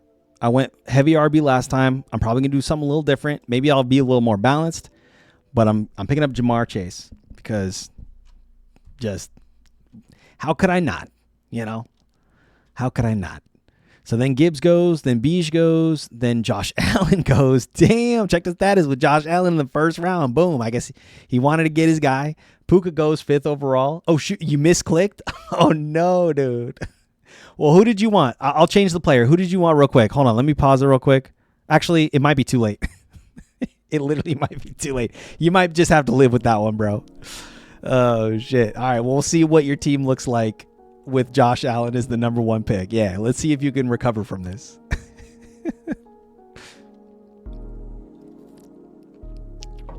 All right. So after Puka, it was JSN, and then it was Amon-Ra, and then CMC goes pick 8. So pretty straightforward. I don't think obviously outside of the Josh Allen pick, I don't think we've seen any crazy picks, you know, any crazy moves yet. Like I could have seen Amon-Ra maybe go over JSN. We've seen that happen before. That wouldn't be too crazy. But, I think it makes sense that you would go JSN there. Honestly, they're both pretty much the same. Like they're almost identical in terms of role for their teams. It's just that Lions have like a more explosive offense, and Seattle just like maybe they don't have anybody other than JSN. And they kind of are the same, like a similar archetype too. All right, so damn, Walt goes CeeDee Lamb and Justin Jefferson back to back. So completely out of the box from what we saw last time. We saw back-to-back running backs. Now we see back-to-back wide receivers. Nico Dobbs does go back-to-back running backs, James Cook and Chase Brown, which I like both of those picks. I mean, those are both my guys, and I probably would have done something similar in that draft position for sure. You're not picking up a biter? Yeah. I agree. I'm not picking up a biter either.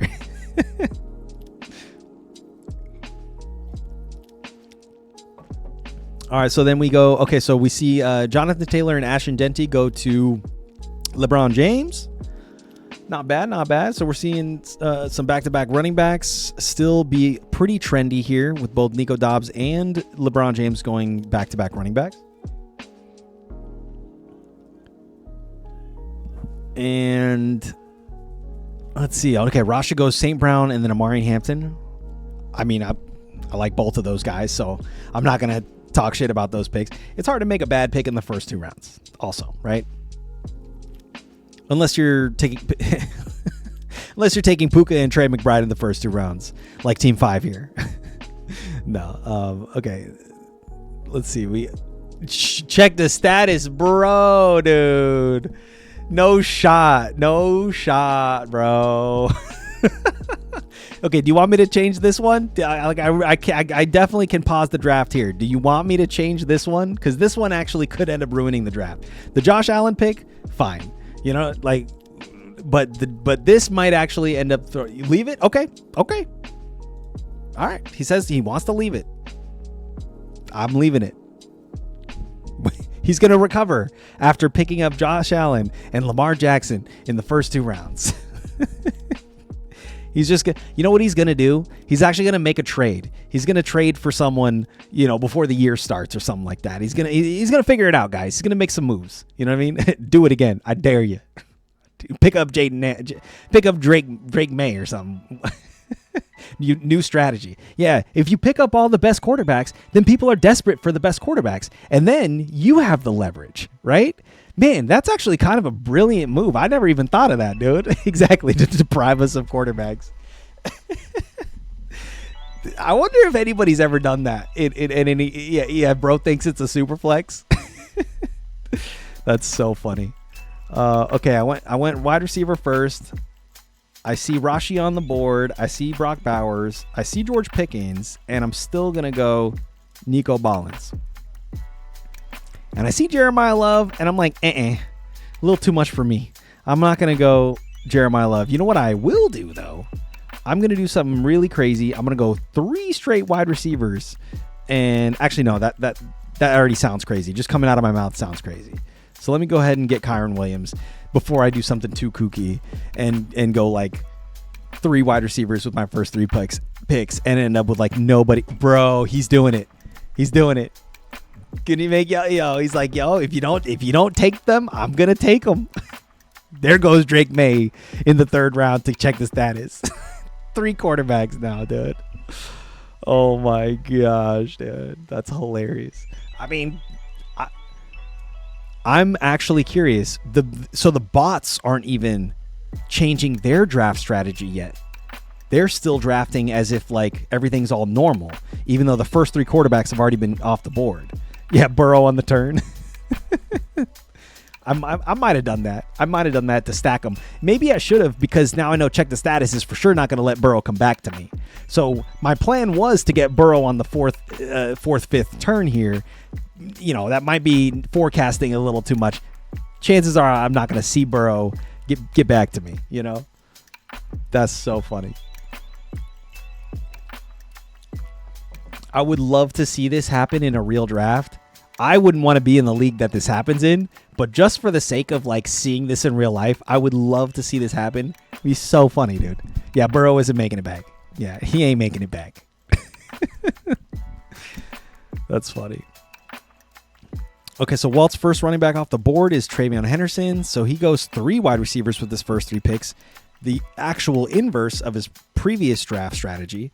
So CeeDee Lamb, Justin Jefferson, Teddy Mack, and then TreVeyon Henderson is his first running back off the board, who should be fine this year. I think like there will be a little concern if that's... I would be concerned. I'll put it this way. I would be a little concerned if he was my number 1 running back. Right, I would probably want to have him maybe as my RB2 at the least, or at the most rather, at the highest peak of like role on my team. I would want to rely on him as an RB2, but with a team like this, you don't have the luxury of relying on another RB1. So like he is your RB1, and let's just see how this kind of like comes back. Oh, there goes Joe Burrow right before check the status could. The bot sniped you, bro. You got bot sniped, dude. Oh, that's hilarious. Well, I mean, shit. I knew he wasn't gonna make it back to me, but at least you didn't get him, Nah. I would have been fine if you got him. Okay, so there goes Tyler Warren. Luther Burden right before me. So now it's on me. I could decide to get more running back depth, maybe more wide receiver depth. What I think I'm gonna do, I'm not going to get a tight end. That sounds crazy. I'm not going to get a quarterback because all the ones that I would have targeted are gone in this range. So why don't I do this? I'm going to grab Garrett Wilson because people don't believe in him, but I kind of do. And then what I will do after that is David Montgomery, who should be fine as an RB2 for me. And, in a new situation with the Texans, I think I've kind of made this take before, but I'll repeat it just for the sake of, obviously saying it now, and especially because I just drafted him. But dude should be like almost, guaranteed at least one touchdown a week, right? He's just that type of guy, right? He's very reliable in short yardage situations. He's pretty efficient when you give him the ball, even in like sort of longer down scenarios, right? Like, you know, 1st and 10, 2nd and 7, or something along those lines, right? He can be pretty efficient and effective in those. Whoa, connection to the draft lost. Please rejoin. What? That's not true.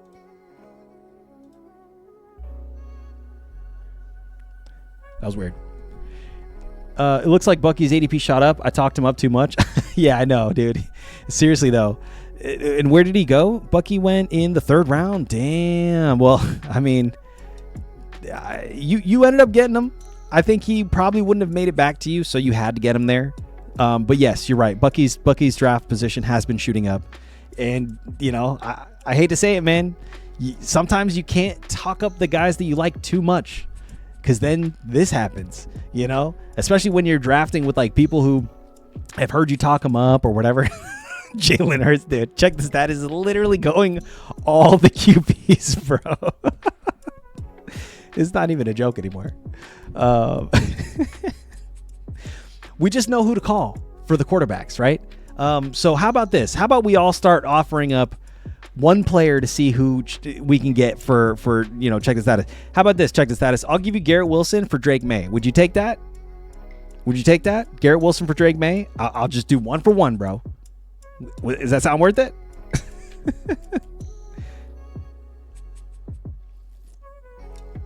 It's so hard to even make that deal right now, because it's like you would have just picked up Garrett Wilson if you wanted to. You refused to trade for a QB. Yeah.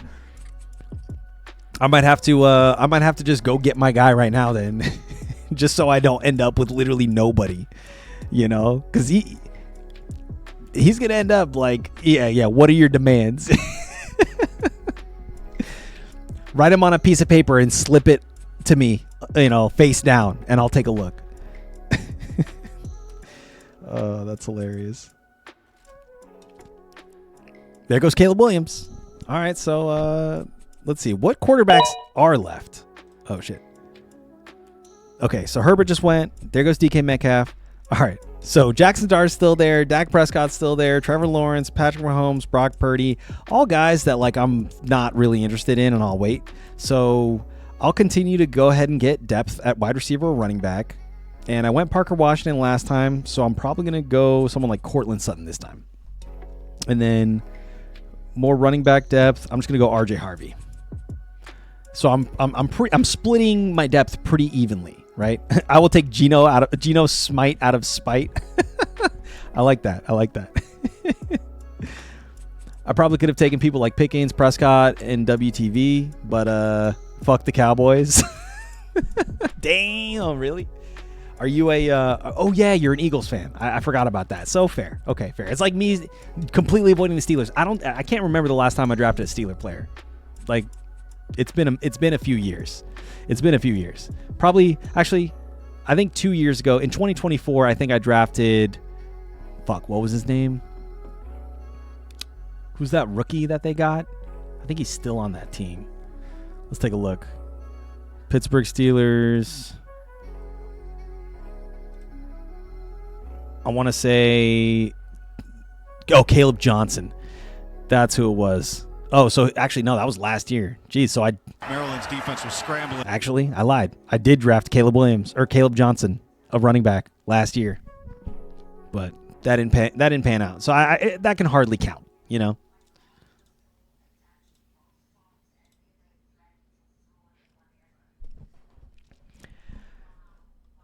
Fuck the Cowboys. Oh, the Eagles won't make the playoffs? Dude, what? You don't think the Eagles will make the playoffs this year? That's a bold take. That's actually a bold take. That would be a surprise if they didn't make the playoffs. This is wild. I'm next to Status. It's getting crowded next to him. Dude, yeah, it is. It's tough, man. It's tough. He's just like the... So wait, okay. So we saw another quarterback go to Starry. Okay, that's a reasonable time to take Bo Nix. You know what's funny is that, like, some of the, like, this isn't changing the ADP, for like some of the other quarterbacks that should be going, right? Like we're standing pat. The bots are standing pat. like, how, I wonder how this is going to work. You know what I mean? Like, what would happen if like we just ended up with no starting quarterbacks left by like round 12 or some shit, you know? Damn. Okay, so Eagles are winning the division. What? Cowboys will lose in the first round. Okay, so they will make the playoffs, at least according to Walt. Cowboys won't make it according to Starry Skies, but that's a you know, Philly fan for you. There won't be a first round to lose. You gotta love it, you know, a little friendly banter, a little friendly trash talk, you know, before the season starts. Gotta love it. And so Friday, Chiefs are winning 12 games this year, calling it now. I could see that. 12 isn't impossible. You know, that division's tough though, right? You got the Chargers, they didn't go anywhere. Broncos should be pretty decent as well. Raiders, you know, that's the little bro. They're going to be a fucking shit show for sure. But still, two pretty decent teams. Like, it's going to be tough. The Chiefs will have their work cut out for them. I would say if Kelsey and Mahomes can get back to sort of like the nostalgic, vintage, you know, all pro quarterback and tight end duo that we know, like a Hall of Fame duo, quarterback tight end duo that we know they can be, then I will say the Chiefs will probably win 12 plus games this year. But that is a prerequisite that will be hard to obtain or to meet because, man, like Kelsey's 35 plus years old. Mahomes is coming off of ACL or like just his knee being shredded. I forget if it was ACL or PCL or what it was, but like still reconstructive surgery, still probably will be wearing a brace for much of the year. Won't be able to scramble or rush it nearly as effectively as he has in the past, which people kind of overlook. This actually is a pretty significant part of Patrick Mahomes' game. Like, we can't forget, he's a scary, you know, scrambler in terms of when a play breaks down and he can get out of the pocket or even like scrambling for some yards. But dude, when he gets out of the pocket, he's one of the best to do it in terms of finding a guy downfield and just like putting it on him, throwing like fucking across his body while he's falling out of bounds or some shit. Like, it's just the most insane, like, acrobatic thrower that I've seen. And, you know, like, I think his leg situation is going to just hinder that a little bit, right? Just a little bit. So we saw another quarterback go to check the status in the 8th round, and that was Trevor Lawrence. So now we see Brock Purdy go. I like that Zuthis picked up Blake Corum. I'm in the market probably for a quarterback now, but there's just so much value here though, that it might be worth maybe waiting. Nah, I'll probably pick up a quarterback here. I'm gonna go ahead and pick up Matt Stafford. And then now I think I can probably just keep getting depth at wide receiver or running back. Quentin Johnston in the 9th round. Solid. The NFC will be a wild ride. Cowboys first round bye. Hey, I love to see it, right? As someone who doesn't have enough of a horse, as someone who doesn't have a horse in that race, but my dad is a Cowboys fan, so I guess I am a little biased in that respect. It would be nice to see the Cowboys do well this year, you know? Raja put the bottle down. Sorry, Skies, you got to prove your fandom, dude. You're hanging in there, man. I mean, hey, you're just doing what a Philly fan should do, right? Which is talk shit to any Cowboy fan you see in the room. So you're meeting that standard, bro. You're hitting par for the course. I appreciate that. You know, if there was a Steeler fan in here, I'd probably be shouting them out the room. No. If there was a Steelers fan in here, I'd be wondering, yo, what the hell's going on? Why are you watching a Bengals fan talk about football and shit? What's wrong with the Steelers fan? No, I'm just kidding. Okay, so we saw Jared Goff go, then Malik Willis. Okay, so now it's like, I mean, look at this. Look at this, dude. Have you ever seen anyone draft all quarterbacks? This is wild, bro. This is like, thank you for doing this. Check the status, because this is hilarious. This is hilarious. Yeah, what is this draft, Zuthis? That's what I'm asking, bro. Yeah, fuck the Steelers. Pennsylvania is Eagles land. Okay, nice. So we got another Steelers hater on board. Let's go. I like it. Damn. It's crazy. this draft feels like it's already so late in the draft, and we're only like 9 rounds in. Jonathan Brooks goes. Nice. Okay, so I've seen you target Diggs and Brooks now in a couple drafts. Pretty good. Jadarian Price is someone. Oh man, this is actually a really good first 2 picks for you for running backs off the board. Jaylen Warren. We know my biased status on Pittsburgh. I'm not a fan of Pittsburgh. I don't know what that team's going to look like with Aaron Rodgers as the quarterback there, and with Tomlin gone and Mike McCarthy as the head coach. So there's just all sorts of things that I could say negatively about the Steelers. That said, Jaylen Warren should be okay. So a 6th-round pick isn't the worst for him. But like, I probably would have picked up Swift or Tate or DJ Moore, something like that. I know you're building running back depth, but that's like the only pick I would have done something differently. But everything else, man, you're getting pretty good depth, man, despite going 3 wide receivers off the board to start. There goes Tyler Shuck. Oh, man. Okay. Good thing I picked up a quarterback already. What's next? So what do I need? I need a tight end. I mean, I don't need one, but you know what? I haven't picked up Jake Ferguson in any draft yet. I'm going to go ahead and pick up Jake Ferguson. I'm actually helping y'all. I'm allowing y'all to get the players you would normally be able to get this late in the draft. True. You are. You actually are. Just not quarterbacks. I don't like anything Bears. Yeah, it's kind of interesting. I'm kind of on that tip too. I haven't been really into the Bears really in the last like 3 to 4 years. Actually, I want to say the last time I was high on any Bears player was probably like, realistically, it was actually Darnell Mooney back in like 2021 or 2022 or whenever he had like that big season. And then before that, it was back in like the, like, what was his name? Forte? What was his name? Forte, was it Matt Forte? Matt Forte. That's who I was high on. That was the one guy I was like happy about drafting from the Bears. Other than that, I was like, nah. Most starting jobs are one. Back in 2015. Is Matthew Berry back on ESPN? Oh shit! Nice little reunion there. They were like, "Yo, come back." NBC wasn't working out. You belong at ESPN.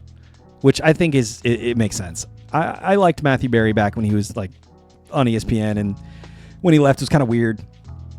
Good to see him back. But yeah, Matt Forte was the guy that I drafted off the Bears. That I actually was like the one guy I believed in the last like 10 years or some shit outside of Darnell Mooney. Okay. So I think we all know I'm going to have to give an A+ to check the status for his draft grade, because it's just like, how could you get any better than that? You got all the best players, man, on your team. You know what I mean? Like literally pound for pound, round for round, you're picking up the top dude, the best available player in every round, dude. Went to check the status. Fabulous drafting, man. Savvy drafting by Check the Status. It's hilarious. But no, well, like I really do. I'm so curious what a real draft would look like. Would you just get kicked out of your league on the spot if you did something like this? Like seriously, like if I saw someone do this in my draft as a commissioner, would I feel obligated to kick this person out of my league, or at least like reset the draft so that we didn't have something like this transpire? Because like it would probably have to be like a unanimous decision across all the other league managers to restart a draft after something like this, right? Because like theoretically you could do it, right? But why are you asking me how you would feel? I'm just trying to make sense of it, man. I have no idea. Like, hypothetically, if you guys were the commissioner and you saw a player in your league do something like this, would you reset the draft? Would you kick that person out of your league, or would you like Like, what do you do? Like, do you just ride it out and you're just like, hey, bro, good luck. That's on you. You know what I mean? Like, you don't have a startable team. You can't field a real team. You know what I mean? Like, you're just gonna lose every single game. You know? Yeah, free money. Okay, fair. Yeah. I mean, I guess it's just like a 0 quarterback league then. You know what I mean? This is where you'd cut it off. Pick 12. All right, let's see. I don't need anything. I feel pretty good about my depth here in both wide receiver and running back. I could probably go like a backup quarterback if there's even anybody left. Oh, wow, you left CJ Stroud. You left, dude, Bryce Young even? Yeah, might as well go with Bryce Young. And then, let's see. Defense is on the board. There's still some pretty good defenses on the board. I think I'll go pick up Jags because they were like sneaky, right? When someone picks Shedeur, there's a problem. Yeah. So true. This should never happen, man. Shedeur should never come off a draft board in a 12-person redraft league. You know, not even a super flex. That's hilarious. Okay, so nice, actually. So, despite Check the Status doing this, there were actually, like, people were able to get some decent quarterbacks as their starters. Maybe not Malik Willis, but, like, Rasha ended up with Jared Goff, who I'm obviously super high on as a starter, as, like, a late-round starter for sure. Bo Nix was able to get. Team 5 got Joe Burrow. And then Zuthas got Justin Herbert. I was able to get Stafford in the 8th. Let's see. Walt was able to get Darnold in the 12th. I mean, that kind of sounds gross. I almost threw up saying that. Nico Dobbs was able to get both Patty Mahomes and Baker Mayfield, so pretty good. Nice. Okay. Kyler Murray is LeBron James starting quarterback. That makes me a little nervous, but like given the current landscape of quarterback in this draft, you can't ask for better than that, to be honest. And all this depth. Look at all this depth. You know, all this depth is awesome. Like this is money right here. All this depth, I love to see that. So back end of this draft, we're wrapping it up. Last 2 picks will probably be pretty straightforward, and then I will give quick grades. I don't want to get into grading too much on this draft because this was a little different than drafts we're normally used to. But after I do the quick grades, I'll have to call it because it is getting a little late. And we did pass 2 hours, so we made it. We made it to 2 hours. So thank you all for joining. And after this draft, we'll have to call it. But I'll let the draft finish first. I feel like you have an obligation to deep dive. Yeah, I mean, I'm a reacher already, and that's just something I've been known to do in my fantasy career outside of even just my homer of it, like picks, right? I'll reach on guys like there was a year where I reached on Jameson Williams, right? Because I just believed in him. I think it was maybe his second year. There was a year where I picked up Amon-Ra like over like a bunch of other dudes that were higher than him. So it wasn't like a huge reach because he was still a first round pick, but it was still a reach in terms of the draft position that I was in and what the consensus draft ADP said for what his ADP was supposed to be, right? Especially with the masterpiece in front of you. Yeah. Check the status, man. Wild. Oh, shit, he went Tom Brady, dude. Tom Brady and Cam Newton off the board now, dude. Yeah. After you go Shedeur Sanders, there's kind of not a lot of people left. You kind of have to go Cam Newton or Tom Brady after that, right? Oh, Nico Dobbs, you really like your team despite the nervous breakdown from Check the Status? Yeah, I don't know what happened. Check the status. We're going to have to, figure this one out. If you want to hit me up in private and we can talk it out, let me know. Happy to chat. But yeah, this was this was a rough one, huh? I'm reaching on Cam Newton, Tom Brady, low key. Oh yeah, they're gonna come. They're gonna play this year for sure. Yeah, those guys are definitely playing. All right, let's see. Anybody else? Oh, Deebo Samuel's right there. Nice. And then I need a kicker. Evan McFearless. Evan McFearless is going to finish as a top 3 kicker this year. I know that sounds like a crazy prediction. I'm actually going to put it as a prediction because I am that confident in it. Let's see. We haven't done a prediction in a couple streams, so I'm going to go ahead and get predictions back going.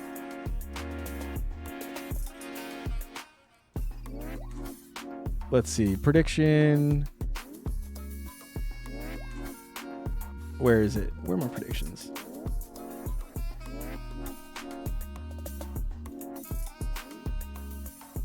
Oh, it's way down here. Okay. Evan McPherson finishes. Actually, I'm going to say fearless. Finishes as a top 3 kicker on the year.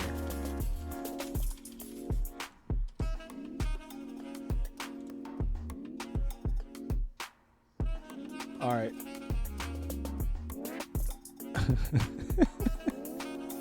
Sorry guys, sorry guys, I panicked. Didn't know who to pick. Who did you pick?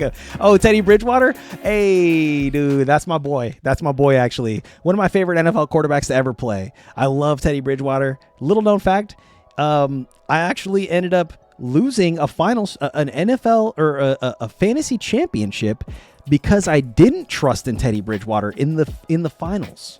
Actually, no, it was in the semifinals. I ended up pivoting off of Teddy Bridgewater, and I shouldn't have, and I would have gone on to win the fantasy championship that year if I just had trusted Teddy Bridgewater. And you know what? I've been kicking myself ever since, but I still love my guy Teddy Bridgewater. He's just a stand-up guy. You know what I mean?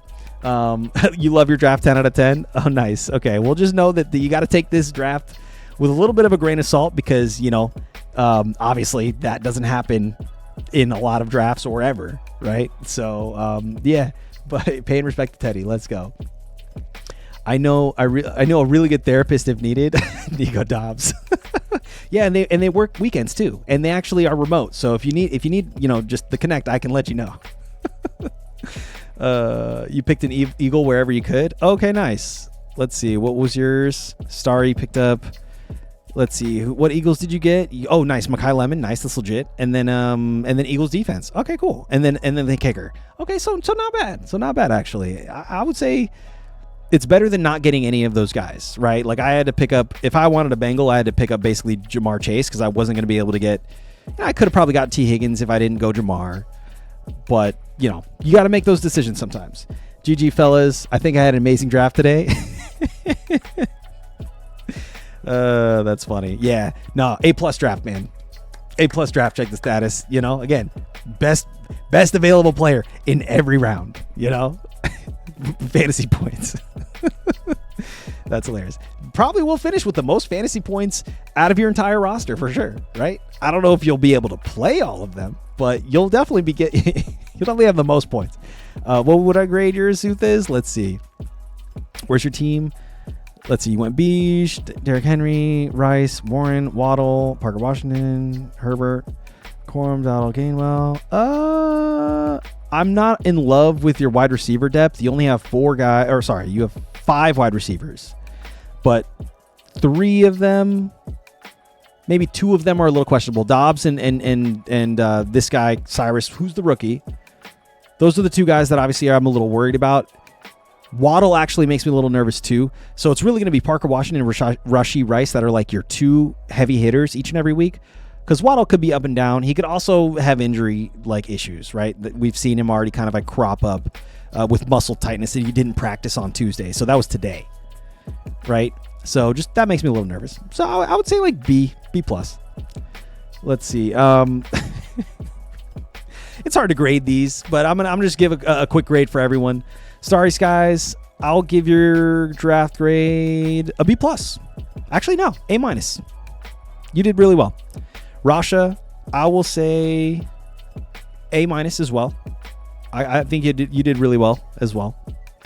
And then LeBron James, I'll give you a solid B, all things considered. I think I'm a little nervous about Judkins and maybe a little nervous about Connor and Worthy down here, even though those are guys you're probably going to drop anyways. So like a B, like a solid B. Nico Dobbs, A-. Walt Grizzly. in a real world, you probably wouldn't have picked up Darnold. I'll give you like a B+. And then me, I'm gonna give myself. Did I get everybody? Yeah, check the status. I already gave an A+. Me, I'm gonna give myself like a B+. I think I did pretty well. I think there aren't really any picks here that I'm mad at. I think my running back situation, I need RJ Harvey and Ja'Cory Krosky-Merritt to like come online at some point this year. But that's the biggest question mark I got. I think I'm doing okay. So, hey, let's go. I'll take it. All right, cool, bro. All right, y'all. Well, shit, that was a lot of fun. Like, this is a lot of laughs. Yeah, check the status. Thanks for the laughs, man. I appreciate it. Never seen this done. I would love to see this in a real draft because just for the thought experiment of what would happen, dude. What would happen? Please don't do it in my league. I would not want to see this in my league, but I would be super stoked to see this in anybody else's league. Hey, yo, what up, Leaf? Hey, you're catching us at the end of the draft, but thanks for tuning in, bro. Like, just obviously always happy to get any extra views, but unfortunately you did catch us at the back end of this stream, bro. This was great. Nice. Well, hey, appreciate you guys tuning in, and this was a lot of fun, actually. This was a really fun mock draft for sure. I wouldn't have any idea what's happening, LOL. Fair. Would love to do another draft with more people. Yeah, I mean, hey, we keep getting more people in these drafts. So, by Friday, we could end up having like a whole, at least 10 to 12 people potentially. So, yeah, we'll do more drafts, probably 2 more mock drafts on Friday. And like I said, I want to introduce the Draft Doctor in all of its glory for real on Friday for sure, because I'm still doing some tuning to it. So, but with that said, I think this is a good time to call it. Thank y'all so much for tuning in. This has been Game Time Ty, and I'll see y'all later. Thank y'all so much. Peace. Sorry, guys, don't have to ask me twice. Oh, wait, check the sorry, guys saying, I say we do this in his and take all the QBs and RBs in his league. Yeah. Nice. Or are you talking about in my league? Yeah, we'll see if that pans out. All right, y'all. Take it easy. I'll see y'all later. See y'all on Friday at 3:30 p.m. Pacific time. Peace.